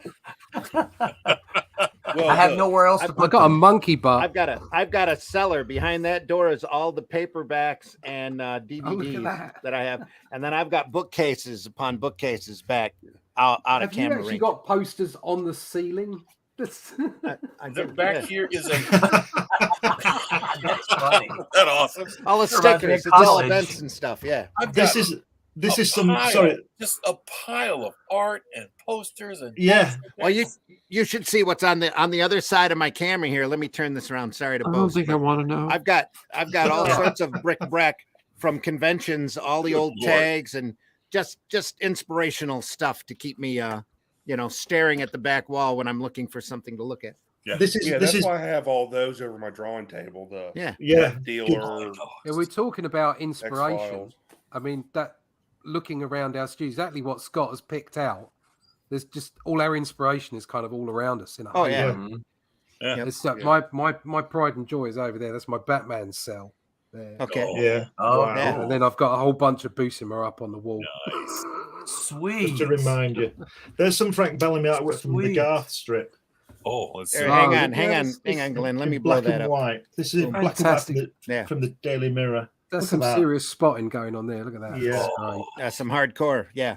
And he did the lettering. He does the lettering as well. Yeah, did it all. Oh. A lot of those strip guys did their own stuff unless they were so busy they had to hire a apprentice to come in. Real masters. Rule the panel borders or do the lettering. Yeah. Allison, can you spin your camera around to show us other parts, or don't you dare? It's built into my computer. So, okay. I mean, I'll try it. The camera I have here, but most of this is paper. This is literally like paper and art supplies. I mean, this is a couple of books on here. I mean, like I got my Dr. Phil Martins. Oh, Dr. Martin. There you are. Hang on. Oh, show that off again. Let me get you here. Hang on. I don't know how you guys work. Oh, Dr. Martin. Yes, awesome. Dr. Martin. Oh, I want some of those. I don't know how you guys work, but I can't sit down. I don't sit down when I'm drawing. I always stand up. But that's the reason why. There's all that artwork underneath. It was just some Dr. Martin. Yeah, that's what I use too to stand up when you draw. I haven't worked into my dies in like 20 years. I've still got a set. All you do is add a little water to it, and it just comes right back. Just put a little water in it, shake it up, and it's good to go. I'm presuming you don't draw all day every day. No, not physically at least. Most of what I'm doing anymore is all digital. So what's going on? When I was studio manager at a couple of places, I always used to stand up because I had 2 desks and I'd be working at 2 desks, so I didn't have time to sit down. So it's just gone from there. But you were studio manager back in the 90s. You were probably throwing things at people from set. I was studio manager back in the 70s and 80s. Right. But like, get on with it. Know how to fling a good quill pen. We used to set this guy on fire with what's that petrol stuff you used to clean your stuff, Russ? The lighter fuel. Fuel. Yeah, you know that lighter fuel. We used to get. There's a guy called Rob. We used to set him up. He was a junior, and if he did anything wrong, which was a lot of the time, we used to pin him down and set his chest on fire. We used to fire this stuff at him and just go woof, and it'd be out done. You know. I remember. He still has never grown back all of his chest hair to this day. I remember playing cricket on the tables once. Yeah, but there was a lot of. I want to play cricket. There was an awful lot of all night. There you go. Look at that. Yeah. There was an awful lot of all nighters back then, where you had to do replay and what have you. Because like all my color theories come from knowing what CMYK is. Yeah. Oh, yeah. I don't mix colors in RGB. I mean, I mix them in. I mix everything. What we used to do was, one place I used to work. There used to be you've probably seen it, Russ. There used to be like a catalog called the Exchange and Mart, where you sell cars and stuff. Well, we used to put that together, and it was about 400. Right. It was about 400 pages every week, and we used to start work on a Monday morning at 9:30. And we couldn't go home until the Exchange and Mart was done and the other work, but the Exchange and Mart didn't start coming in until 5:30. So on Monday night we'd be getting home at 4:30. So 9:30 to 4:30 to be back for 9:30, because if you missed, you could have the morning off if you wanted, but they wouldn't pay you. Oh God! Oh my! We used to have rolling Dixon's brochures, so they were like electrical equipment and TVs and all kinds of stuff. On those. So 24-page brochures, full color brochures. I was going to say it almost sounded like a medical condition. You had a 4-week. You had a 4-week turnaround. Okay, now that sounds quite a lot for 24 pages. Oh no! When you consider you'd have to design it. Yeah. You'd have to lay it out on the computer, because if we did have computers by about the time we were doing the electrical stuff. And you'd have to art direct all the photography and get it done by the photographers. Now, if you've ever even eaten lunch with a photographer, you'll know how difficult that is. So it was bonkers, absolutely bonkers back then. Working in a proper design, we'll say proper, in a like a corporate design, retail design environment. It's like it's bonkers. Well, the reason why I stand up at my desk is because I've got all the artwork underneath and all that. You can't see. There's nowhere to put your knees. There's nowhere to put my knees. So it's a good job. I prefer to stand up while I'm drawing. Let's see. I also got my watercolor. Yeah, I had rolling Dixon brochures, but they went away over time. They healed. Let's zoom in on Allison. Show those again. Show us again, Allison. Sorry, Allison. Watercolors. It's my Grumbacher watercolors. Lovely. Yeah, nice. Look at that. Lovely. Nice Grumbacher. My gosh. Yeah. Allison, I hate you. Just out to make us all jealous. Oh my God. Hojo says, don't let Glenn fool you. He's using Procreate in his spare time. He still stands up when he's doing it, though. Admit it, Glenn. Absolutely. So that makes all that stuff. That just makes you a proper artist. All that gear. I'm not a proper artist. This program is inspiring me. I'm going to do some drawing when we go off there, because I got to do something. Yeah, I got part of the fun of doing this program. I got to run D&D after this. Inspiring people. Can I steal about half a minute here for Russ's sake? Russ, you were talking about that one pen, you can't get it to flow right? Yeah. Now, can you insert your own ink? Yes. Okay. Yeah, I could use different inks, and I just couldn't get it to flow right. Here's my recommendation. This is. Can you zoom on that? Ready? I got it. Yep. Pull back a little. Pen and pull back a little. Sketch. Yeah. Oh. Pull back a little. Pen Let it focus. Sketch. Focus, camera. Focus. Focus. Just focus on the camera. Pen and ink. What's the brand? Well, the thing is, it's an odd brand. The name is really small over here, but you can get it. You can tell he's had it for a while. The label is peeling off. Yeah, it is. But the thing is, it's called Art Supply Enterprises. Okay. Right. Art Supply Enterprises. It's out of California. But the thing is, it's India ink, but it's non-shellac, meaning it doesn't have any of the properties that makes ink dry, crusty, hard. And it's made to be used in fountain pens so that it flows and doesn't dry when it's left open to the air. So it's fountain pen ink. If you go to any site that sells fountain pen ink, you'll usually find this in the non-shellac section. And if I were you, check it a good shellacking. Yeah, get a good shellacking out of it. But how dare you? And on top of that, it's not only good for putting in that brush pen, but on the inside, you can't see it, but on the inside, there's a special reservoir that only lets you dip your pen in so far. Oh my word! Right, okay. And it's awesome because you can dip your brush and your pen. You won't over dip, you won't whatever, and it's just wonderful. The cops are doing their job as long as they don't be mean to people who are actually being innocent. Then I'm all gravy, baby. What did that have to do with ink? That disturbs me. She's all gravy, baby. I think Randy needed a little inspiration. Every time I see that disturbs one thing me. One thing that I love. Oh, I'm sorry. Go ahead, Russ. Every time you see that, what? It disturbs me. Sorry. I'm sorry. Mitch. I'm sorry that disturbs you. Hey, come here to the American South. You see those women all over the place. Oh my God. I love. Just go up on TikTok long enough. You see, you can't get rid of them. Anyway, it's the equivalent of Essex. Hang on. There you go. Yeah, here you go. These are the three I use: the 2, 3, that's and bringing 4. up an old scary memory right there. Yeah. I actually prefer doing line work with these than like with microns and stuff because when you erase over microns, they all fade for some reason. Well, while these use actual India ink that you refill it. I was going to say, I hope they've improved their ink since then. I used to have to get a what I would call a Hummer cleaner that would vibrate. You have to put the pen tips in them and for a half an hour in order to clean out all of the ink in it. Yeah.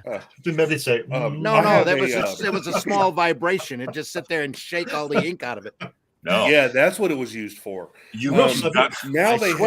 swear I was what it was. Now they have this little syringe that you put the nib in and it squeezes soapy water through it and it cleans it pretty good. Oh yeah. I've had these for maybe 7 years now. Yeah, as long as you can keep them clean. Can I look at the that's the whole fight. Can I see the nib on that? Crisp and sharp and they're awesome. You get your ink a little bit old and if you have to go through and clean it all out. Yeah, Mitch, could I see the nibs? Yeah. Can you show the nibs? Oh, show some nibs. Just one. Just one. Don't show them all. Oh, so it's like a Rotring pen. Yeah. Exactly right. is. Exactly is it. Yeah. It's a rapidograph. Yeah. Ultra fine mechanical pen. Yeah. It's one of those like the best lines ever. Yeah. Like you can take the nib off. Yeah. But it you has got to the hold them vertical. You got to draw them vertical. Show it again. Show it again, Mitch. Show it again. There we go. This one. Yeah. This comes off. You can actually take off. I'm not going to because the ink will get everywhere. Yeah. But the actual nib here, you can actually unscrew it. There's a little wheel you put on it, and it's like a Rotring pen, isn't it? Yeah. It's a Rotring. Same concept, basically. Crazy. We used to use those for back before you had computers. Yeah, we'd use Rotring. Of course, there's Rotring pens to draw the outlines, like just the borders for where you would place an image. Yeah, did you on a layout for a did magazine? Did any of you guys ever use that letter line? Where we used to do a lot of ads at one studio I worked at, where they just needed a border, and you used to buy this stuff called letter line, and it was like a letter set, like a little thin tape. And it was it used to come in different point sizes, and you can just run it across your ruler. I never used that. And then it's absolutely brilliant. And you used to mite to the edges to make them square. Yep, with a scalpel. I haven't thought about that stuff in a long time. Get an X-Acto blade and just cut. Yeah. And there's all kinds of other textures, so all kinds of different lines. Yep. Matter of fact, in Cerebus, Dave Sim bought up just a ton of a certain type of letter set line tape, and that's what is in between every panel. Pick up any issue of Cerebus, and he would use that type of tape to outline the borders of the panels. It was amazing. Once you get used to it, you could tape off a page in like just seconds. Yeah. I used to work at a local shopper's paper, and we used to make ads, and you had to assemble it, and you would use different border tapes to make different ads. Yeah. And all this, It was amazing. Stuff was an amazing tool to have. Russ disappeared. I think he's out looking for tools. Yeah, probably. Well, hey, back on inspirations. I had 3 big ones. When I was a kid, I was never allowed to buy superhero comics, so I ended up getting into the Walt Disney comics real fast, and Carl Barks became one of my favorites and a major inspiration for me, still is to this day. When I was able to buy superhero comics, one of the first books I bought was Shazam #1, and that was C.C. Beck. That's how I discovered him, and just his simplistic drawing just absolutely blew me away. And then for writing, when I still to this day remember walking into a drugstore in Flushing where they had black and white comic magazines sitting on the lower racks and running across the Warren magazines of the Spirit reprints. And just couldn't believe it. What do you mean 8 complete stories in this issue? I'm buying this because it was $1.50 or $1.50 or $2 at the time. Yeah. Taking it home and just being enamored at Eisner's ability to write an entire story in 7 pages. Yeah. So I became a big Spirit fanatic after that. Dug up the Warren reprints. Couldn't wait for the kitchen sink stuff and the those archive books are just amazing that DC did. So glad that they were able to get through the entire Eisner catalog before Ebony became too triggering, I guess you would say. So you won't see him reprint those books all in that order anytime real soon. But really glad that they did it. So glad to have a set of those. Yeah, my inspiration, kind of to piggyback off of Allison, when I was in middle school, my biggest inspiration was probably Todd McFarlane. Like that was my dream, was to become the next Todd McFarlane. I was, going to have comic books and, animated series and toys and all this stuff. I kind of grew out of that dream. Nothing against Todd McFarlane, but yeah. But in high school, like my main inspirations I found, like Jack Davis from Tales from the Crypt. I discovered heavy metal, so I got Mobius, and probably my biggest inspiration art-wise, probably a cross between Richard Corbin and Bill Sienkiewicz. Okay, 2 of my all-time favorite artists. And of course, at the same time, I discovered Will Eisner. Robert Crumb just exploded with all this new territory that before I didn't know existed in comics. Corbin was unbelievable with his realism in his art. Yeah. First thing I did, but it was cartoony at the same time, and I loved that. Yeah.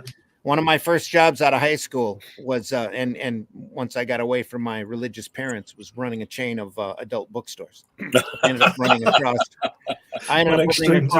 a lot of the underground material. Got introduced to Cerebus that way, and the bookstore chain was one of the first bookstore chains to have a direct comics distributor.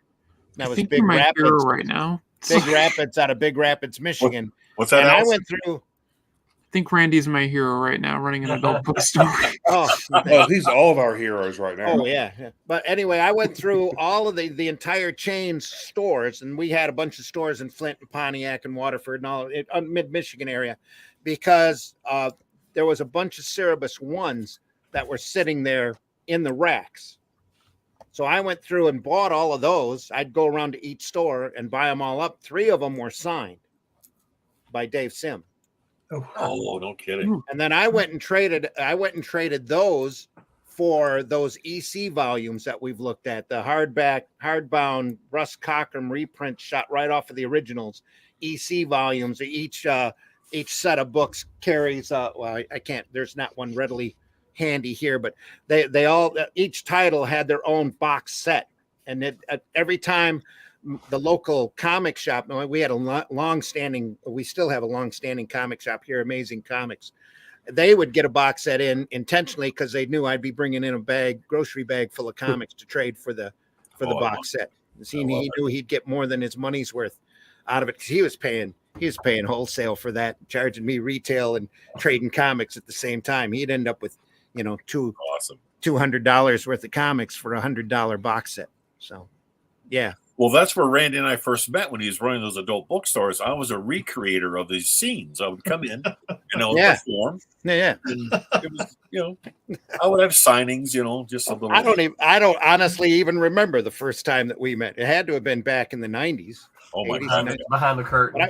I was working I was working at the back adult, room.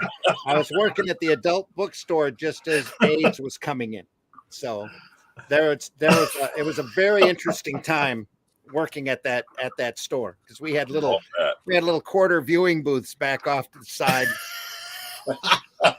And there's a great story, or even a situation. I was taking notes to make a situation comedy off of that kind of store, but everything just turned sour when the bug hit. So. Oh yeah, that'd be great though. Oh, when AIDS sprung up and everybody, got to meet a lot of people during that time. A lot of very interesting people. Got a real quick education too, because I was a pretty naive kid getting out of a hardcore religious family, and all of a sudden. And the reason I was working for the bookstore chain was they weren't really an adult bookstore yet. They had an adult aisle. And that's how I would always come in once a week and pick up comics, because they had direct distributed comics. So on my way home from school, or I had a job at a hardware store for 3 hours every day. In the middle of Flint, and I mean the middle of Flint. I'd go in and work 3 hours at the hardware store. I had a car, and I lived way off, like 25 minutes away from where I was working. On the way home, I'd stop at the bookstore and check out their comics. And then I'd go to school the next day. Somebody had a copy of the Avengers, I had picked it up the week before. I had the next book right here. So I got the next book. So you got comics from an adult bookstore where there was an adult aisle in the bookstore. Yeah. It was a regular bookstore with an adult aisle. You had to pay $1 in order to go down Flint there. is an awesome city. So technically, your mum and dad were right. Technically, yeah. But they weren't going to stop me from buying comics or from looking at. And I had that hairline since I was younger, so they never carded me. I could go down the adult aisle and buy all the adult comics that I wanted. All of the undergrounds, and they had a whole rack of underground comics there, and get those books without ever being questioned. Hey, Allison. And then as soon as I could, I started working there and worked my way up to manager, and was running all of the Flint stores there for a while. We're going to start a fan club, Randy. Allison and I are going to start a fan club for you. So you'll. I told Nita for her adult channel, I've still got a box of books here that I picked up over the years from working at that bookstore. Old Playboy cartoon collections, number of Hustler humors, that kind of stuff. Sex to Sexties, just great stuff. I have some home movies with that. Not the same. Nobody. That's what Pornhub's all about, Scott. Get up there. Wrong venue. Not the same. No, but we're talking like early Playboy cartoon collections with Jack Cole and Gahan Wilson and Charles Adams, that kind of stuff. Just beautiful material. Oh, God, a lot of fun. Not necessarily all sexy, but what I was saying early, since we're about rounding out the show here, when I was at that bookstore, just yesterday for that signing, I ran across a book that covers a section of comics that I've always wanted to read up on. And this goes back to my background and my early employed youth. I ended up picking up a book that I've always wanted. Yeah. But that's a religious book, though. These are in Watchmen, aren't they? They mention these in Watchmen. They do, Tijuana Bibles. Oh, as soon as I saw it, I'm like, I don't care what it is. I've been wanting that book for a while, so I picked that up. And it's got all sorts of examples in it that we don't dare show on YouTube. Yeah. Incredible stuff. Just great stuff. Great underground material. So again, as Russ said, your mum was right. Yeah. Mums are always right. And your uncle was called Wortham. Yeah. My uncle was a problem because he gave me that art book when I was 8 years old on how to draw all the Walter Lantz characters. That's what did it for me. That and reading all the Carl Barks material. I was drawing Woody Woodpecker all over the place. Woody Funny enough, Woodpecker, that Andy was my Panda. nickname all in those guys. college is Woody Woodpecker. So. That was my that was my schooling, was looking at Carl Barks and drawing the Lance characters and drawing the other, figuring out real early on everything breaks down into basic shapes. That's why I taught a lot after school at the schools around here. It was so easy to throw circles and curved lines together and make a character. Oh yeah, Yeah, just the a matter of Woodpecker unlocking. is his nickname for his yeah. What? Steady. Careful. Don't mess with the bull, young man. You'll get the horns. I just love it. So inspirations is Jack Kirby, Neil Adams, John Buscema for me. As long as we're wrapping up. Robert Crumb, Mobius, Corbin, just everybody back then, which is so cool. You look back on I look back on my youth, and you look at all of these old undergrounds and the 70s independent comics, Power Comics, the old black and whites before the direct market sprung up. There's just some really great material back during that time that's very underappreciated today. Even the 80s black and white line, well, back when Arrow Comics first sprung up, when Eternity and Malibu were doing black and white books. Yeah, there's just some phenomenal products that nobody talks about anymore. It's just irritating sometimes. I think what's so great is, like, we're talking about inspirations, is that you're constantly inspired. Yeah. So you've got these people that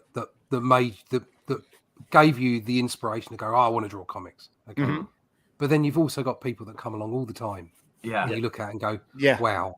And your work is constantly changing and adapting. Yeah.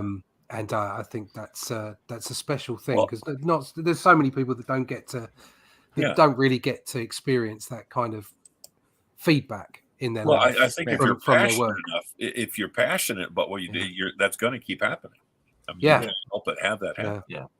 Yeah, because when I was a kid, it was, like I said to you, it was Ron Embleton and Frank Bellamy and those people. Then I got hit by Kirby and Ditko and Ramita and Buscema and all those people, those fantastic artists. And then in the 70s, late 70s, you're getting Bolland, Cam Kennedy, all the British ones. And then there's the Serpieri and Mobius and all these. There's just some wonderful artwork out there. I never thought I'd get here. Yeah. I never thought that I'd end up doing something like this. Yep. Yeah. And the next thing that I do won't look like this. That's what's so great about being in comics. And it shouldn't look like that. No. This was for a particular thing. It's worked to a brief because it's a kid's comic. Okay. Yep. But it was not where I expected to be. Drawing and doing inks and doing color. And I would consider that. Batman. And I got to draw Batman as well. So it's an absolute bucket list item. And I wouldn't consider that a kid's comic. I'd consider that an all ages comic. Well, hopefully, There's yes. a big difference but the point being is that as with all the inspirations that I have, I never thought that I'd get to that point with it looking like that. Yeah. I just didn't expect it. And the next thing that happens, I don't expect the next thing. And I think there's something fantastic about that, because it keeps it fresh. It's the evolution, isn't it? The idea. Yeah, you're constantly driving to do something new, do something different. But at the same time, you always shine through, which is what I was talking about. Yeah, I'm going to say, isn't it funny that I agree with what you're saying, but your own style will always come through in the end. Yeah, you come through. You try and draw like Jack Kirby, you try and draw like Frank Bellamy, and it looks a bit like it, and it looks like you're trying to draw like Jack Kirby. So when you finally wake up and then draw, you realize that you've got your own style, and it will always come through. That's right, and it always comes. Yeah, so it's like handwriting. Yeah, so like the stuff I'm talking about, maybe doing something more sword and sorcery now, and maybe laying down a bit more ink and doing a bit more detail and doing different stuff. But underneath the core, that will still be the way that I draw characters and the way that I frame a story. Yeah. And so that's what's fantastic about the medium is that you can be inspired. Like I can be inspired by John Buscema, by Jack Kirby, or by Mike Mignola, or Scott Rosen. and Scott Rosemer. Okay, and you can say all of these people are genius. Okay, Scott, genius. All right, but also wildly different, and they all feed into your own process. Yeah. It's absolutely bonkers. The reason I picked out that Batman one is because I'd coloured it myself, and because of so much of the colour work that you bring up, Glenn, is very bright. Yeah. You know, it's always bright, vivid colours, and what I had in there was quite bright, vivid colours. Even though Batman is kind of a dark character, and it's because it was all ages. I wanted it to be vivid, like the animation, and so all these things sort of like fold in on themselves and end up being popped out in this final piece of work that you do, and then all of a sudden you're moved on to the next project. It's a great thing to be able to do. It really is. It's a privilege to be able to draw comics and have people, for those comics to inspire people or to simply be entertainment. Yeah. And on that note, Mitch, tell folks how they can find you. You can find me at Linktree/Celtic Cross Studios, where you can find my online store, website, socials, and email. Marvy says someone said nips. Marv. That's my vibe, Randy. Yeah. Marv, behave yourself. Marvy, yeah. Come on, there we are. Because at 8 years old, I was introduced to horror, erotic comics, and dinosaurs. There you go, all at once. There's a law against that. Yeah, law against that. Allison, tell folks how they can find you. Well, you can find me right here as part of the Indie Comics Network. My Twitch channel with Alley Cat Comics. Hell, my link tree. Probably the easiest way to doing it. I think it's Alley Cat Comics. Awesome. Be the best way to do it. Oh, and also, real quick before you go, that drawing of that dinosaur you showed earlier.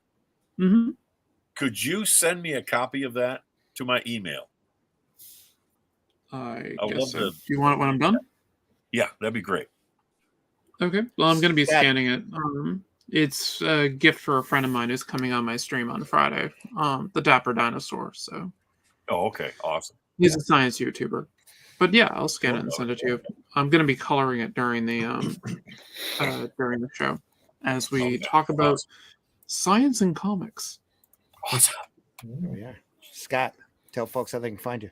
You can reach me here at timstudio@AOL.com, right there on my screen. Or if you want to hang around Facebook, I'm usually loitering there every day at some point or another. And I'll have my comic errantry, fresh, sword and sorcery, battles, sword fights, wizards, barbarians, semi-nude women. Semi-nude. I'm not buying it now. If they're not doing holy crap. Semi-nude. If they're not fully naked, I'm not buying it. Right. I'll buy it and find out. Roland. You can find me. Thanks so much for coming. Let folks know all about you. Sure, absolutely. Thanks for having me. I always enjoy chatting with you. Always happy to have you. Always good to see the gang and meet new folks. Mitch and Allison. Nice to meet y'all. Nice meeting you. You can find me all over the social media networks. Basically, wherever there's a social media network, you can probably find me. Look for Roland Man. I usually have a little cartoon caricature there that you can find.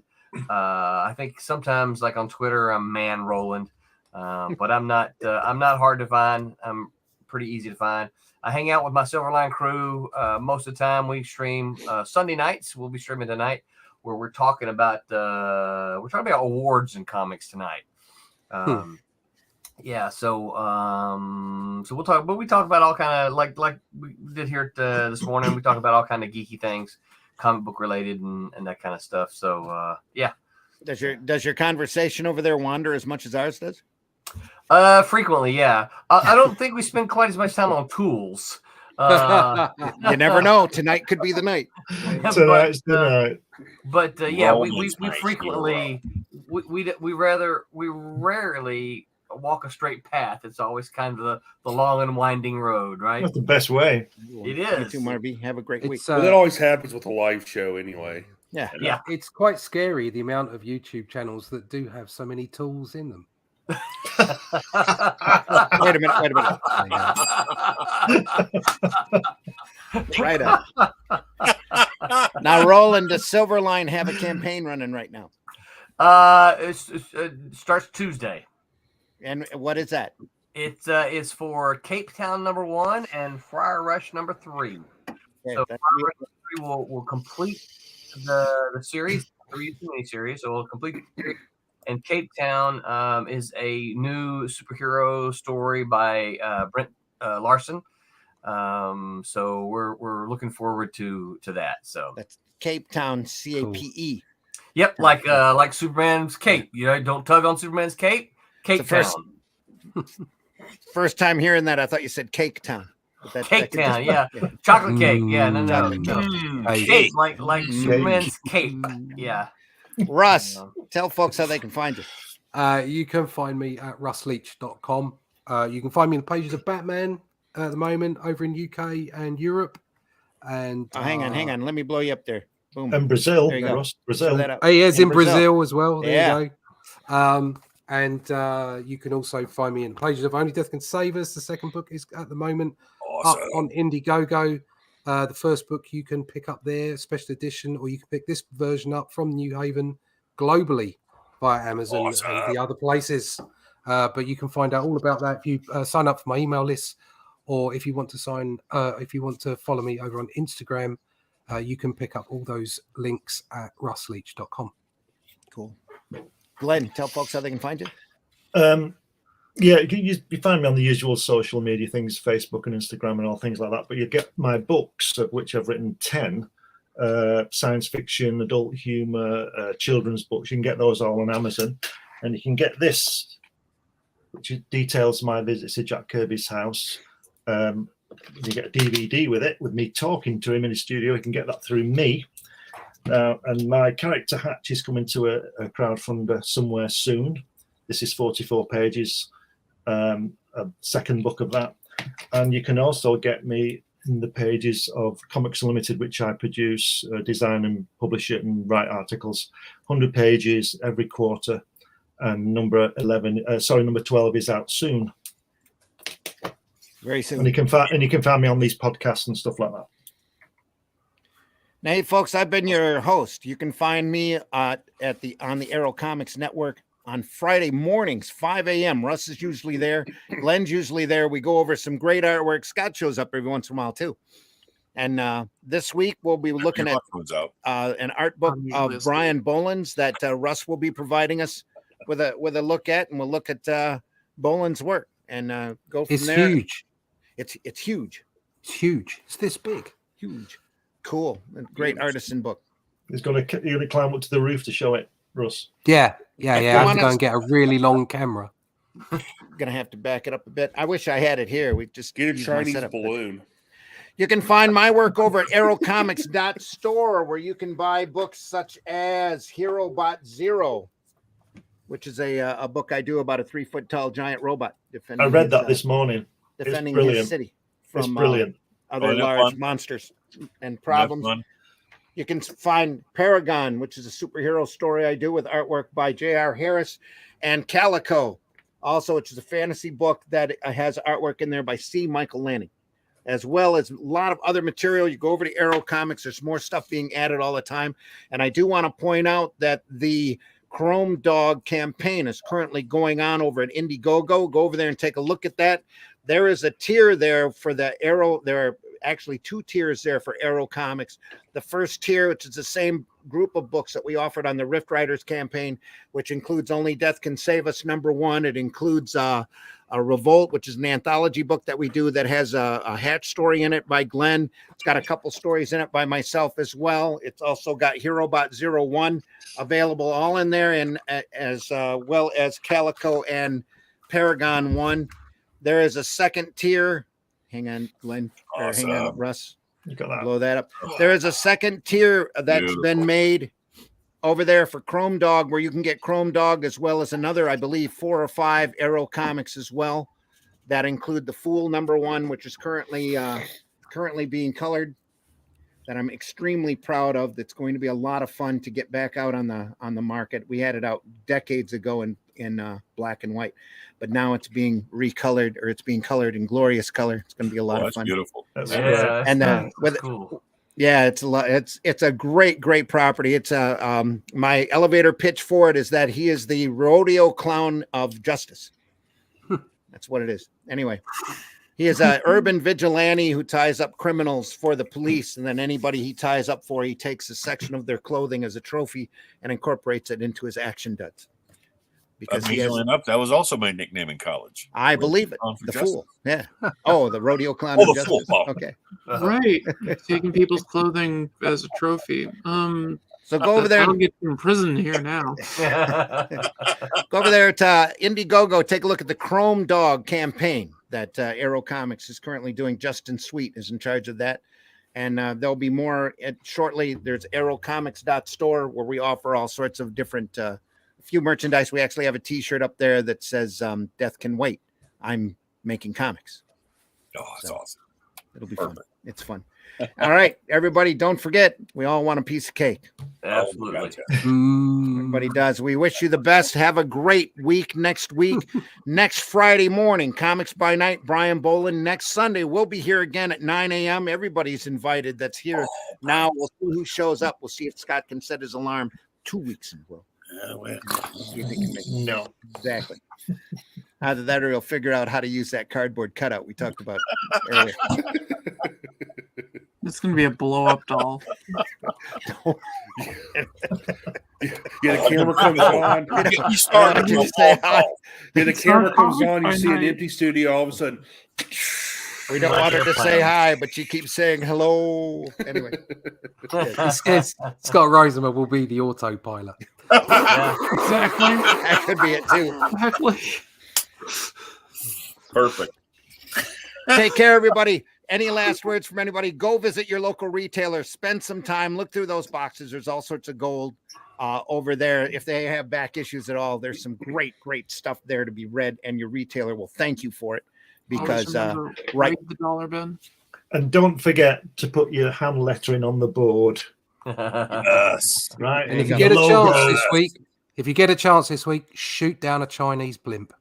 Right. Anyway, that's a whole nother story. Everybody take care. Buy independent and alternative comics, especially ours. Try to leave this industry in better shape than what you found it. And we'll see you soon, everybody. As soon as I find those end credits, we'll be rolling out. We've got a little spot. Yeah, love it. That's a great roll. There you go. Make mine silver line. Fabulous. Take care, everybody. See ya. In the middle of the night or early Friday morning, depending upon where you are in the world, a group of experienced comics professionals get together to examine and instruct about the art form that they love. That's great comic artwork on Comics by Night, Fridays at 5 a.m. Eastern, here on the Indie Comics Network, indiecomicsnetwork.com. What was that? This is not a charade.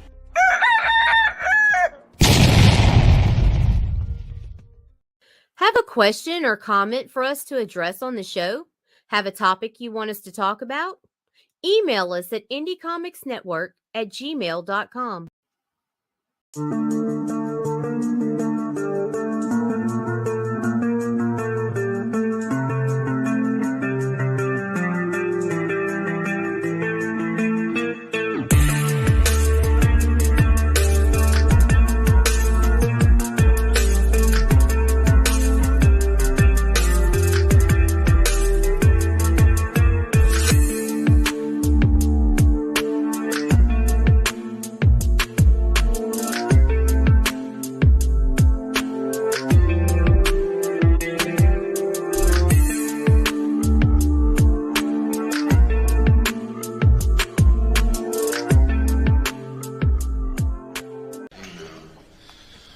Don't be mean. We don't have to be mean. Because remember, no matter where you go, there you are.